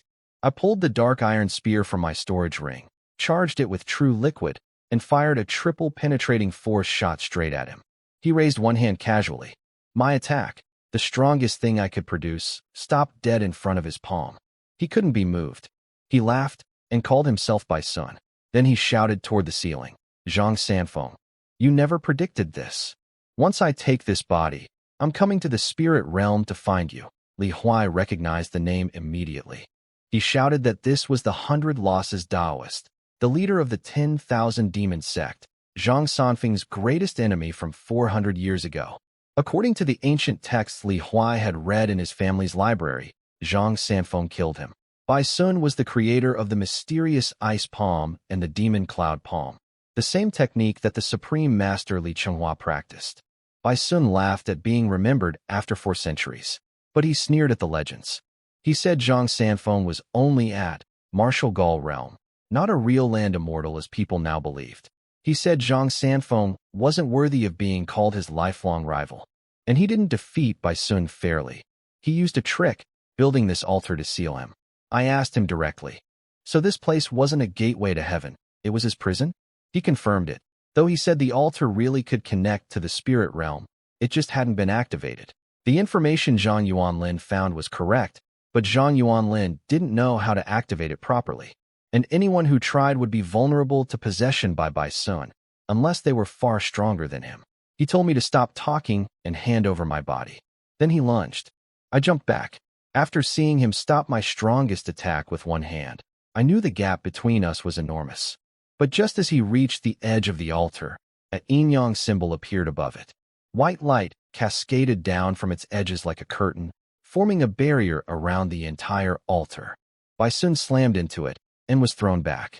He struck the barrier with a palm of black energy, the demon cloud palm. The yin-yang symbol shook but held firm.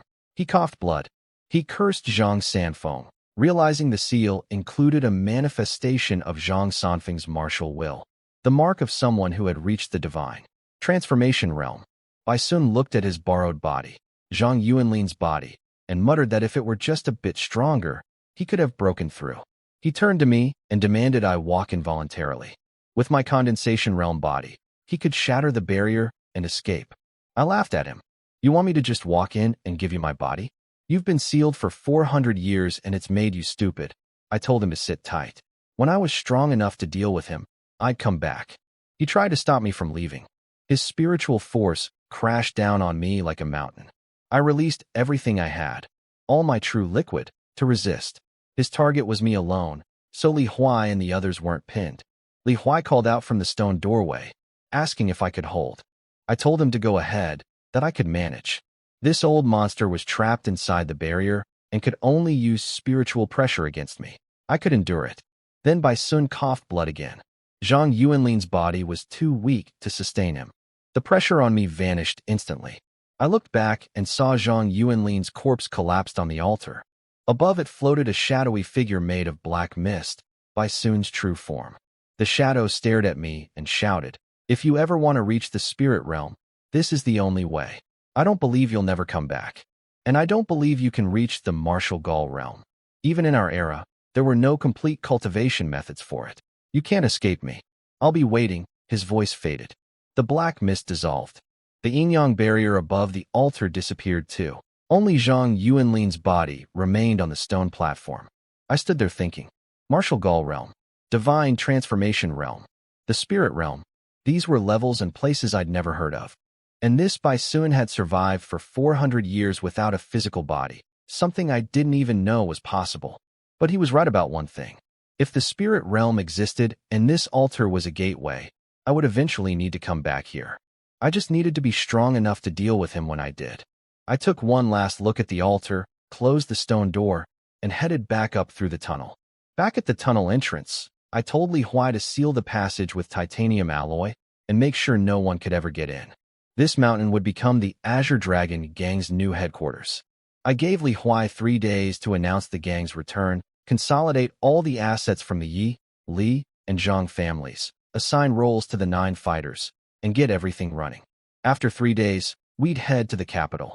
Li Huai asked quietly if we were still going after Yi Mingyuan. I told him I'd handle that alone. He should focus on the gang's business. I took one last look down the dark tunnel. The spirit realm, I muttered. After meeting Bai Sun, I couldn't stop thinking about what lay beyond this world. I was at Condensation Realm Greater Achievement now, only 2 minor stages from Martial Golden Core. Once I mastered the Taiji Heart Sutra, I could probably break through. Whether the martial Gaul realm came after that, I need to fuse more techniques to find out. But according to Bai Sun, the martial Gaul realm was the level needed to leave Blue Star for the spirit realm. I flew toward Haicheng's martial arts academy using my phone's navigation. The academy wasn't big, just 5 buildings. It only accepted students with exceptional martial talent or those from powerful families with decent ability. People like me, growing up in an orphanage with nothing, could never have gotten near the front gate. Standing at the entrance, I felt a wave of emotion. Every boy dreams of becoming a great warrior someday. I used to dream of entering this academy. Now my goals had moved far beyond it.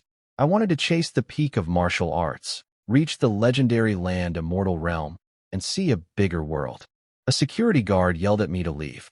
I ignored him and floated into the air, flying over the gate. I heard him stammering behind me. He recognized that only Grandmaster-level cultivators could fly without visibly using energy. I'm sure he spent the next few minutes praying I wouldn't come back to punish him. It was 2 in the morning. I landed in a quiet corner and spotted one dormitory building with lights still on. I stopped a student with glasses near the entrance and asked where Yi Mingyuan was. I said I was his cousin. The student told me Yi Mingyuan was at Tranquil Heart Lake behind the back mountain, throwing a birthday party for his girlfriend. I flew to the lake and found a crowd of students gathered in a circle, phone flashlights illuminating 2 people in the center. Yi Mingyuan stood across from a pretty young woman. The crowd was chanting for them to kiss. I spread my spiritual sense and listened closely. The girl, Chen Simin, was telling Yi Mingyuan quietly that she hadn't agreed to be his girlfriend and he shouldn't push it. But the crowd was too loud for anyone else to hear. Yi Mingyuan leaned in close and whispered threats.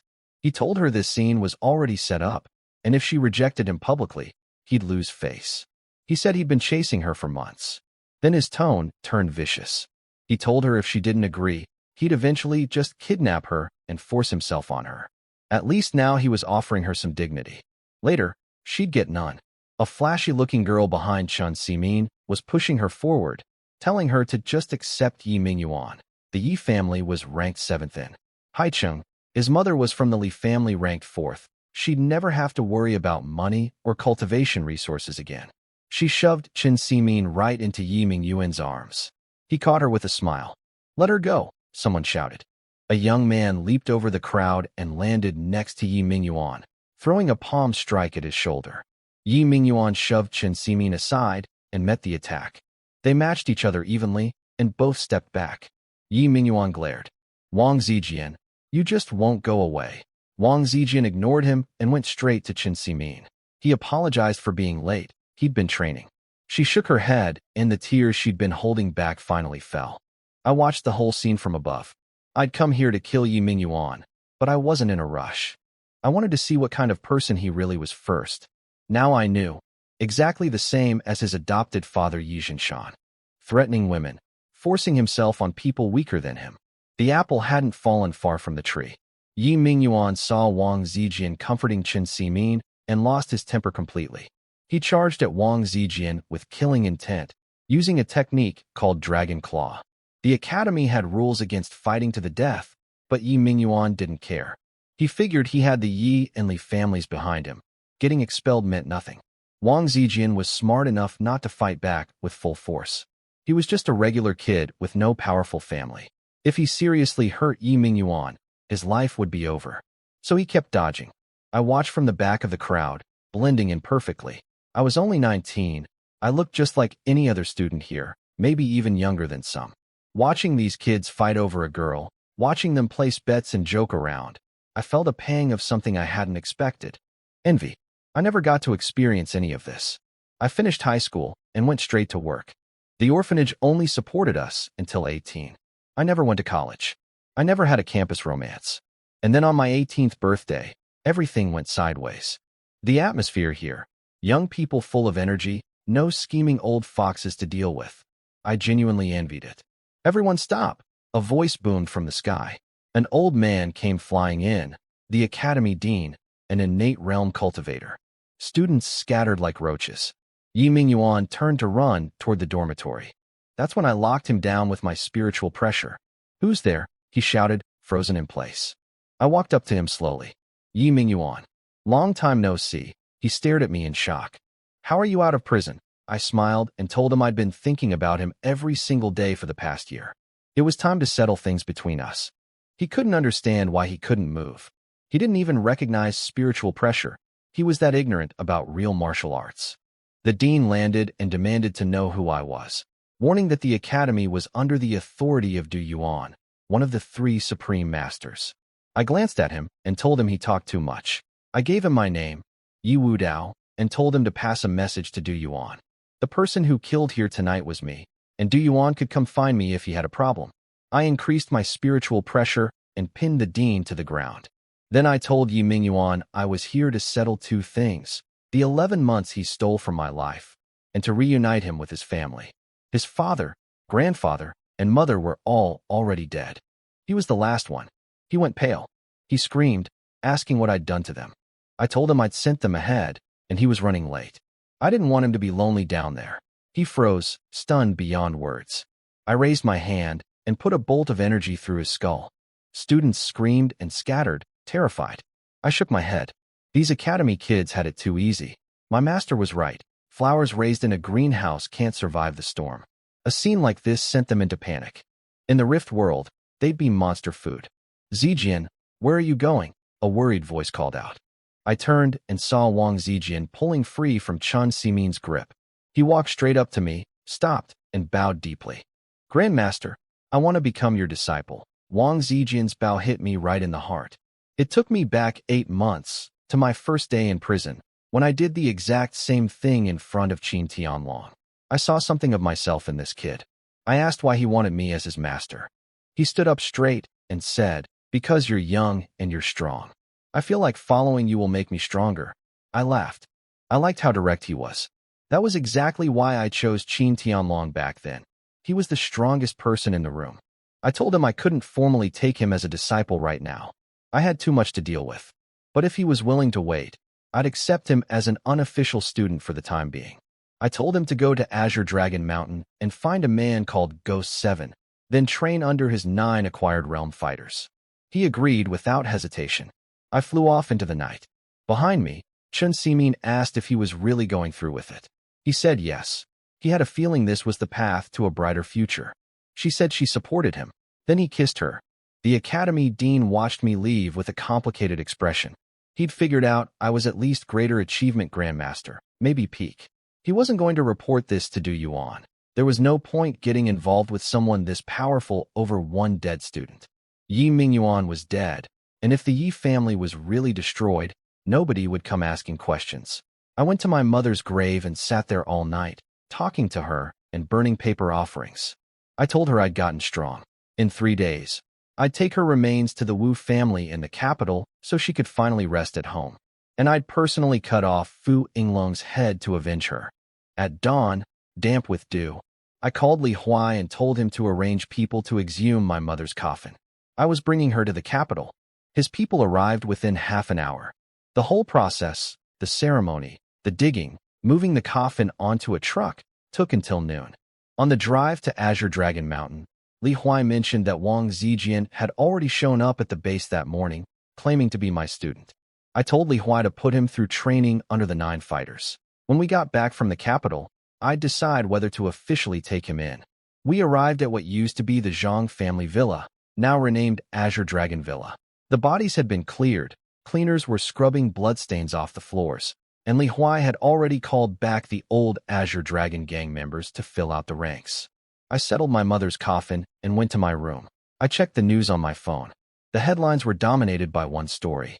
The Azure Dragon gang had returned. All 3 major families, Yi, Li, and Zhang, destroyed in a single night. The mystery funds behind the stock attacks were confirmed to belong to the gang. A new entity called Azure Dragon Group had been established, absorbing every asset from all 3 families. Nobody in Haicheng dared challenge them. The comment sections were going wild. Everyone speculating about how the gang had gotten so powerful after 10 years in hiding. That afternoon, I took Li Huai to visit my 3 masters in prison cell number 1. Qin Tianlong laughed bitterly when he heard I'd wiped out all 3 families in one night without him. He'd been hoping to join me against the Zhang family. I asked if any of them wanted to leave with me. I had the power and the gold demon slayer status to force it. Qin Tianlong declined. He was close to earning his own gold medal and didn't want me to cause problems with the Federation over a premature release. Hu Lianfeng agreed, saying he was comfortable where he was. Zhang Hanquang also chose to stay, figuring the Azure Dragon Gang's intelligence network would have a better chance of finding his missing daughter than him searching alone. I respected their choices. I gave each of them a bottle of stalactite liquid before leaving. I held back the Taiji Heart Sutra for now, partly because Li Huai was present and I didn't want that knowledge spreading too widely yet, and partly because I wanted to finish mastering it first so I could properly guide my masters when the time came. I said goodbye and told them I'd visit again after returning from the capital. Qin Tianlong reminded me to be careful. The capital was the gathering place for all of Blue Star's top families, and they had large-scale weapons specifically designed to keep powerful cultivators in check. I nodded. I knew. 3 days to prepare. Then the capital. 3 days later, I stepped off a private jet at the capital's airport, pushing my mother's coffin. I'd had her remains transferred to a new casket. The old one had rotted in the ground. A hearse was waiting on the tarmac. I told Li Huai to go gather information on the Fu family and the 10,000 Dharma sect. I'd go to the Wu family alone. An hour later, the hearse stopped in front of an old-style courtyard house that had been renovated with new materials but kept its traditional layout. A wooden sign above the gate read, Wu family. I had the driver help me unload the coffin, then send him away. I knocked on the gate. A young man cracked the door open, annoyed at being disturbed so early. He saw me, then noticed the coffin behind me. Without even letting me speak, he told me to get my coffin away from their doorstep. I told him the Wu family needed to teach their children better manners. He got louder, calling me a troublemaker and asking if I knew whose house this was. Before I could respond, a young woman's voice called from inside, telling him to hurry up for practice before their grandfather punished him. The young man shouted for his sister to come look. She walked over, a girl in white training clothes. She was more polite than her brother at least. She asked who I was and what I wanted. I told her my name was Yi Wu Dao, and the coffin held my mother's remains. My mother's name was Wu Wan. The moment she heard that name, her face changed. She shook her head quickly and said there was no one named Wu Wan in the Wu family. She pulled her brother inside and tried to slam the gate shut. I caught the door with one hand. I'd seen the panic flash across her face. She knew the name. I told her calmly that if she didn't know, she should get her parents. I wasn't here to claim family ties. I just wanted my mother to come home. She pushed harder, shouting that I had the wrong place. But no matter how much force she used, the door didn't budge. My hand held it like a steel beam. The wooden frame started creaking under the pressure. She sent her brother to get their father. A group of people came rushing from the inner courtyard.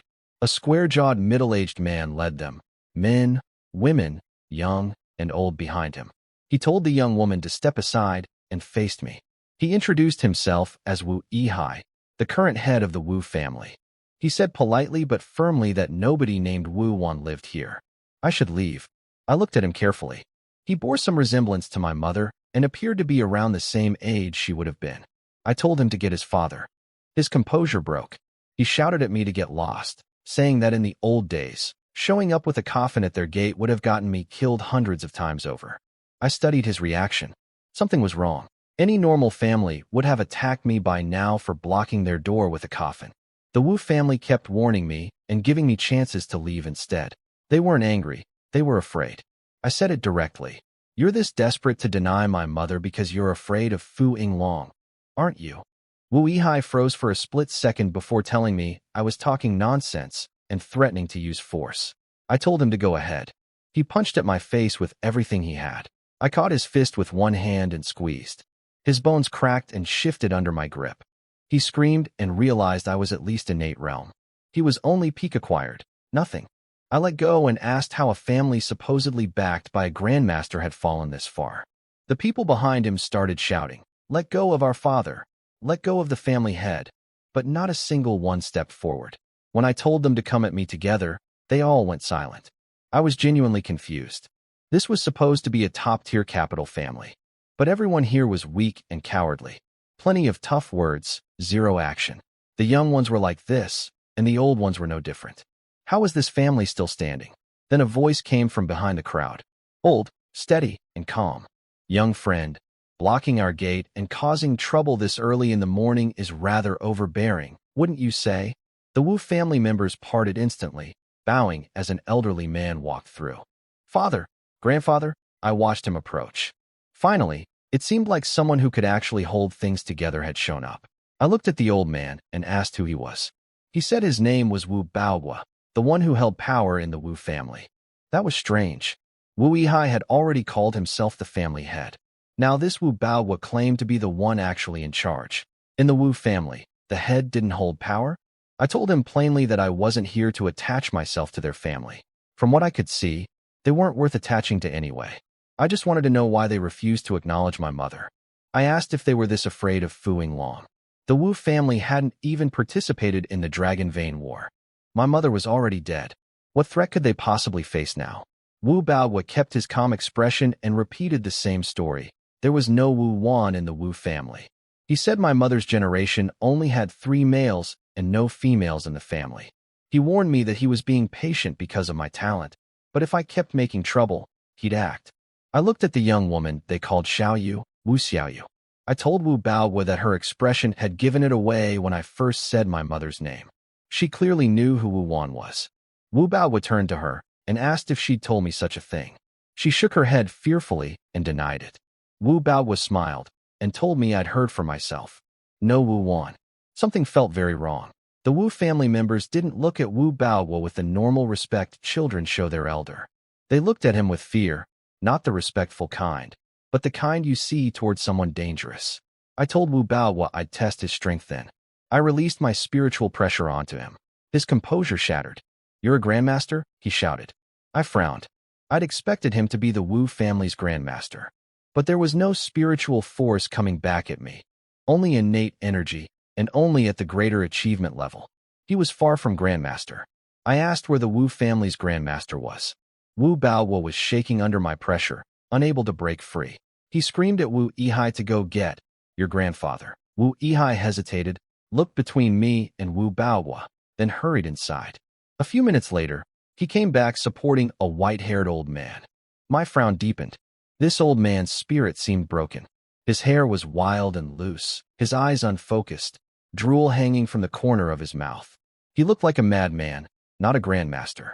Wu Yihai whispered to him, "Great-grandfather, this person is bullying our family." The old man's aura suddenly exploded. He straightened his hunched body, broke free from Wu Yihai's support, and charged at me with a punch. I caught his fist easily. The force behind it was grandmaster level, but there was no innate energy, no spiritual power, just raw physical strength. His mind was gone, but his body still remembered how to fight. I pressed my spiritual force onto him and said sharply, "Wake up." For one brief moment, his eyes cleared. He looked at me and asked, "Who are you?" Then the light faded and his eyes went cloudy again. He was back to being lost. "Wu Chonglu, what are you doing?" "Kill him already," Wu Baohua screamed from behind. That confirmed what I suspected. Wu Baohua was talking to this old man, supposedly his own father, like a dog. No son speaks to his father that way, especially not to the strongest person in the family. I looked at Wu Baohua and asked him directly, "Is this how you talk to your father? Or is he not your father at all? If he's not, then who are you? Why are you here in the Wu family?" I turned to the people behind him and asked if anyone could explain. Were they even real Wu family members? Who were these people? The tension at the gate became suffocating. Wu Baohua's face twisted, and he screamed for everyone to attack me. I told them calmly that anyone who moved would die. Nobody took a step. Their two strongest, Wu Baohua pinned by my spiritual force, and Wu Chonglu held by my hand, were both neutralized. No one was brave enough. I told them I'd start killing one person per minute until someone told me the truth. They could also try running if they wanted. I started a countdown on my phone. At the last few seconds, Wu Yihai looked around at the terrified family members, then at Wu Baohua on the ground, and said, "I'll talk." Wu Baohua screamed that he'd kill Wu Yihai if he said a word. I sealed Wu Baohua's mouth shut with spiritual force. Wu Yihai took a deep breath and said, "Wu Baohua is not my father. He's my cousin, my second grandfather's son." I cut him off and asked why he'd been calling Wu Baohua father then. Was he messing with me? Wu Yihai explained quietly that after Wu Baohua took control of the family, He forced everyone to call him father or grandfather. Every person behind him nodded in confirmation. Wu Yihai started explaining everything. He said I should already know about the Dragon Vein War 18 years ago, where Fu Yinglong destroyed 4 great families.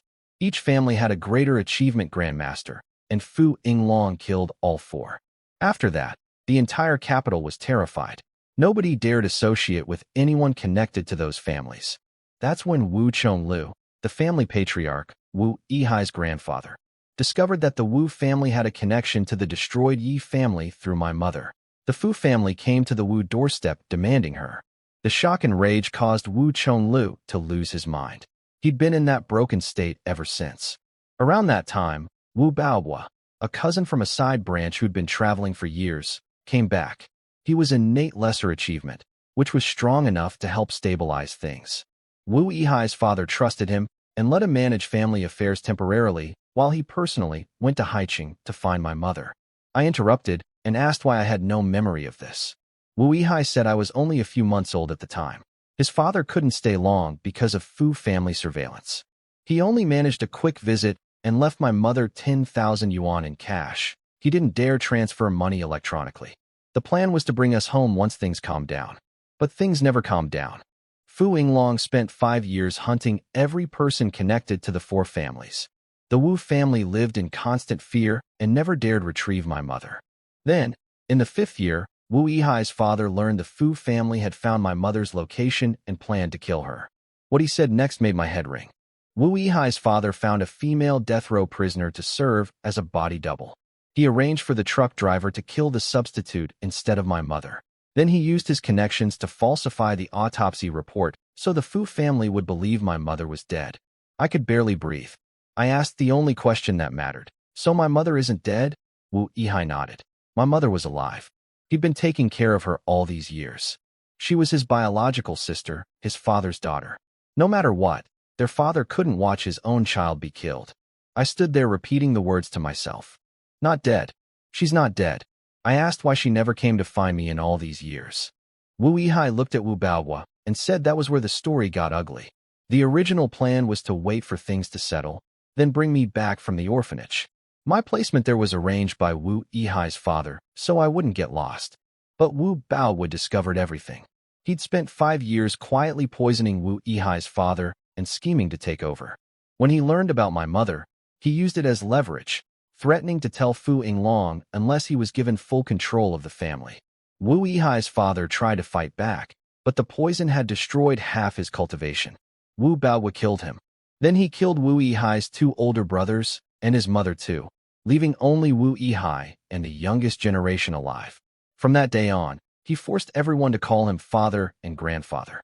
He kept them around to maintain the Wu family's legitimate appearance for their allies, and to satisfy his own twisted need for people groveling before him. His own wife and children had been killed by enemies years ago. He had no real descendants. I asked where my mother was now. Wu Yihai said that when Wu Baohua killed his father, he realized the danger and secretly moved my mother to an apartment with a caretaker before Wu Baohua could find her. He held firm under interrogation, insisting his father had hidden her and nobody else knew where. As for why my mother never came looking for me, Wu Yihai told me I'd understand when I saw her. He said she didn't have the ability to come find me on her own. A cold feeling settled in my chest. That meant she was either sick or couldn't move. I looked at Wu Baohua pinned on the ground and asked him coldly if he was the reason my mother and I had been separated for 13 years. He had the nerve to call himself my second grandfather and tell me to watch my tone. I told him I didn't care if he was my grandfather or my great-grandfather. Anyone who kept me from my mother wouldn't be forgiven. I put a bolt of energy through his skull. The Wu family members stood frozen for a moment. Then relief flooded every face. Wu Baohua was dead. 13 years of tyranny ended in 1 second. I asked Wu Yihai if anyone else was loyal to Wu Baohua. He shook his head. They'd all only obeyed him because they couldn't fight him. I told him to take me to my mother. He glanced at the coffin behind me and asked what to do with it. I looked at the black and white photo of my mother hanging on the front, took it out of the frame, and told him to dispose of the rest. If those weren't really her remains, there was no need for them. But I warned him. If he was lying, and those bones actually were my mother's, he'd share Wu Baohua's fate. He nodded and said, I know. Follow me. We walked out of the courtyard together. I followed Wu Yihai out of the courtyard. We took a taxi for about 10 minutes into an old, run-down neighborhood. When I saw the cluttered entrance of the apartment building, I asked him why he couldn't give my mother somewhere better to live. He said she refused to move. This was the apartment my mother and my real father had rented together when they were young. Their sweet little home, from when they were high school sweethearts, hiding their relationship from their families. We climbed to the 6th floor. Wu Yihai knocked. A middle-aged woman in an apron opened the door. Wang Yan, a former Wu family servant who'd been caring for my mother for 13 years. When Wu Yihai introduced me, she stared at me and said, "You're Xiaowan's son? You've grown so much." She told me my mother had been talking about me for 13 years, crying every day while holding my childhood photos. She'd been having trouble sleeping lately, dreaming about her son, wanting to go to Haicheng to see me. Wu Yihai sent her out to buy groceries so we could have privacy. Then he knocked on a locked bedroom door. A weak voice answered from inside. "Brother, I'm awake. Come in." That voice froze me where I stood.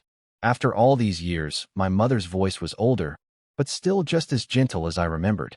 Wu Yihai opened the door and told her to turn around and see who he'd brought. She was sitting on the bed, looking out the window. She asked if it was Xiao Yu again, come to cheer her up. She turned slowly. When she saw me, she went completely still. Her hand reached out, trembling. "Jinhua, is that you? You came back?" She started crying. She wiped her tears and looked at me again. "Jinhua, you're still so young.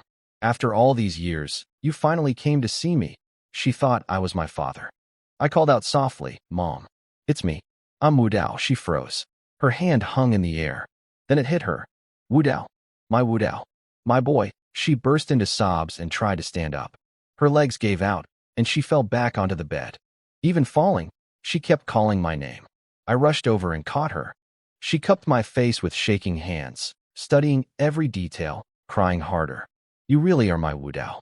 You look just like your father." She held me tight. "My son, you've suffered. I'm so sorry." Then she gasped, her body seizing up. She'd gotten too excited. Her heart was racing out of control. I quickly pushed a stream of innate energy into her body to stabilize her pulse. After a while, she opened her eyes again. This time she was calmer. She just kept touching my face, afraid I might disappear. She said she was sorry, over and over. I told her I wasn't suffering. I just missed her. Wu Yihai explained to her that I'd come on my own, that I was a grandmaster now, and that I'd killed Wu Baohua. The family was free. She was stunned. She stared at me, opened her mouth as if to say something, then swallowed it. She asked how I became a grandmaster at 18. I smiled and said it was just luck. I didn't want to upset her with the details of what happened in Haicheng. Not with Wu Yihai standing right there, and not when she might get too emotional again. I looked at her legs. I asked what happened. She tried to brush it off, but Wu Yihai told her to explain. She said that after her father brought her back to the capital, she tried to escape out a window to come find me. She slipped and fell. The bones healed, but the nerves were damaged. It gradually worsened into paralysis. She looked at me with guilt and said if she could have walked, she would have come to Haicheng years ago. I told her it was fine. I was here now. I checked her legs with my spiritual power. Several meridians below her hips were broken, but the damage wasn't nearly as bad as Li Huai's had been. 2 drops of stalactite liquid would fix her completely. I pulled out the last bottle from my storage ring, pretending to take it from my pocket, and dripped 1 drop into her mouth. I noticed Wu Yihai's eyes light up when he saw the jade bottle. I could hear the greed in his voice when he asked if it was the legendary stalactite liquid. I put the bottle away immediately. If I left it with my mother, Wu Yihai would find a way to take it. He was my uncle, and he'd looked after my mother for 13 years. But I didn't feel close to him. I didn't feel close to any of the Wu family. They were broken, weak, and I didn't trust them. After a few minutes, my mother excitedly said she could feel tingling in her feet for the first time in years. I told her the effect would keep working, and in a few days she'd probably be able to stand. She thanked me with tears in her eyes and said she felt terrible that after owing me for so many years, she was still relying on me. I told her she was my mother. She gave me life and raised me. Everything I did was natural. Then I noticed something. Earlier, when she first saw me, she called me Jinhua, my father's name. And she said, "You came back," as if she'd been expecting him to return someday. If my father died 18 years ago, Why would she say that? I asked her quietly. Mom, is my father Yi Jinhua still alive? Fear flashed across her face. She shook her head quickly. No, no. I held her hand and told her gently that she could tell me. I was strong enough now. I didn't fear Fu Yinglong. She clenched her fists. I could see her torn between two things. Her son she'd been separated from for 13 years and something else. Someone else. In the end, she shook her head again. No, your father died 18 years ago. She was lying. I was sure of it, but I didn't push her. Not today. I could see my mother didn't want to tell me, so I didn't force her. I pulled out my phone and called Li Huai. I told him to look into my real father, Yi Jinhua. I believed he was still alive. Find out where he was. Wu Yihai overheard and asked if this was the same Li Huai from the capital's Li family 18 years ago. He said they went to the same high school. Li Huai was famous back then, a genius nicknamed capital's Zhuge Liang. The Fu family never found his body after the massacre, and Fu Yinglong was furious.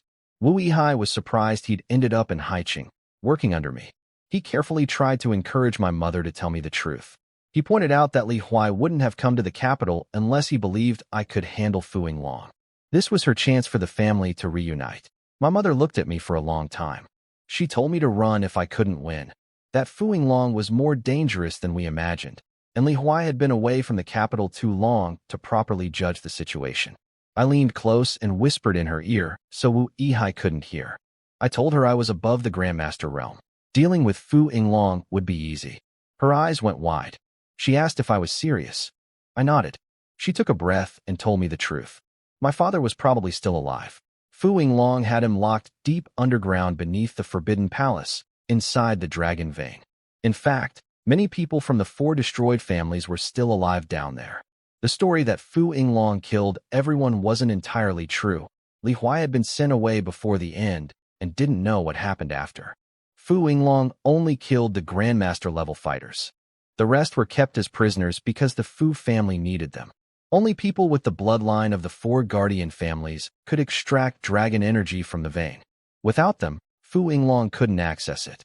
My father was only at the acquired entry level back then, too weak to be worth killing, but useful as a blood source. She said she wasn't certain he was alive, only that she suspected it. I told her that whether he was dead or alive, I was going to the Forbidden Palace tonight. She squeezed my hand and told me to be careful. I spent the rest of the day with her. I could see she was in terrible shape, skin deathly pale, almost no flesh on her bones, getting winded just from talking. Years of being confined indoors with paralyzed legs had wrecked her health. Even after the stalactite liquid, her condition was concerning. At noon, Wu Yihai joined us for lunch, then left to deal with Wu family matters now that Wu Baoguo was dead. Once he was gone, I could speak freely with my mother about everything that happened in Haicheng. At 6 in the evening, I said goodbye. She reminded me again, Fu Yinglong hadn't left the Dragon Vein in 7 or 8 years. He might have already broken through to the level above Grandmaster. Her final words were the same. If you can't win, run. I promised I would. After leaving the apartment, I called Li Huai. Meet me at the Forbidden Palace gate. I flew there using my phone's navigation. The Forbidden Palace, the old Imperial Palace, was the largest building complex on all of Blue Star. It was still magnificent after over 100 years. But now Fu Yinglong controlled it, or more accurately, he controlled the Dragon Vein entrance underneath the palace's central point. Most of the palace was empty. Even the Fu family couldn't fill it, and nobody wanted to live there with poor water and electricity. I landed at the gate and found Li Huai waiting. He briefed me on what he'd gathered from the black market. His old contacts in the capital were mostly dead, cleaned out by the Fu family years ago, so information was limited. The key facts: Fu Yinglong was deep inside the Dragon Vein and hadn't been seen in 7 or 8 years. The dragon energy had produced an extraordinary number of grandmasters for the Fu family. They now had 2 peak grandmasters besides Fu Yinglong himself, 3 greater achievement, 5 lesser achievement, and over 10 entry-level grandmasters. Across all of Blue Star, there were fewer than 10 peak grandmasters total. The Fu family alone had 2, not even counting Fu Yinglong, who was classified above that level as one of the 3 supreme masters. The Fu family was the undisputed #1 family on the planet. The other 2 supreme masters and their forces couldn't compete. All 20-plus grandmasters were deep inside the dragon vein, absorbing dragon energy, getting stronger every day. Rumors said Fu Yinglong might have already broken through to the level above grandmaster. I narrowed my eyes. 20-plus grandmasters was terrifying. And if Fu Yinglong had spent 8 years in the dragon vein, he might truly have reached the condensation realm. The key to that breakthrough was figuring out how to transform energy into liquid form. Even without a proper technique, someone could manage it through sheer accumulation over time. I looked at the palace gates and told Li Huai I'd wrap him in my spiritual power and bring him inside. He should stay behind me. Once I cleared the way, he could follow. He nodded. We both knew tonight would be the hardest fight yet. The question was whether one condensation realm cultivator could overpower 20-plus grandmasters. I spread my spiritual force around Li Huai and flew toward the dragon vein.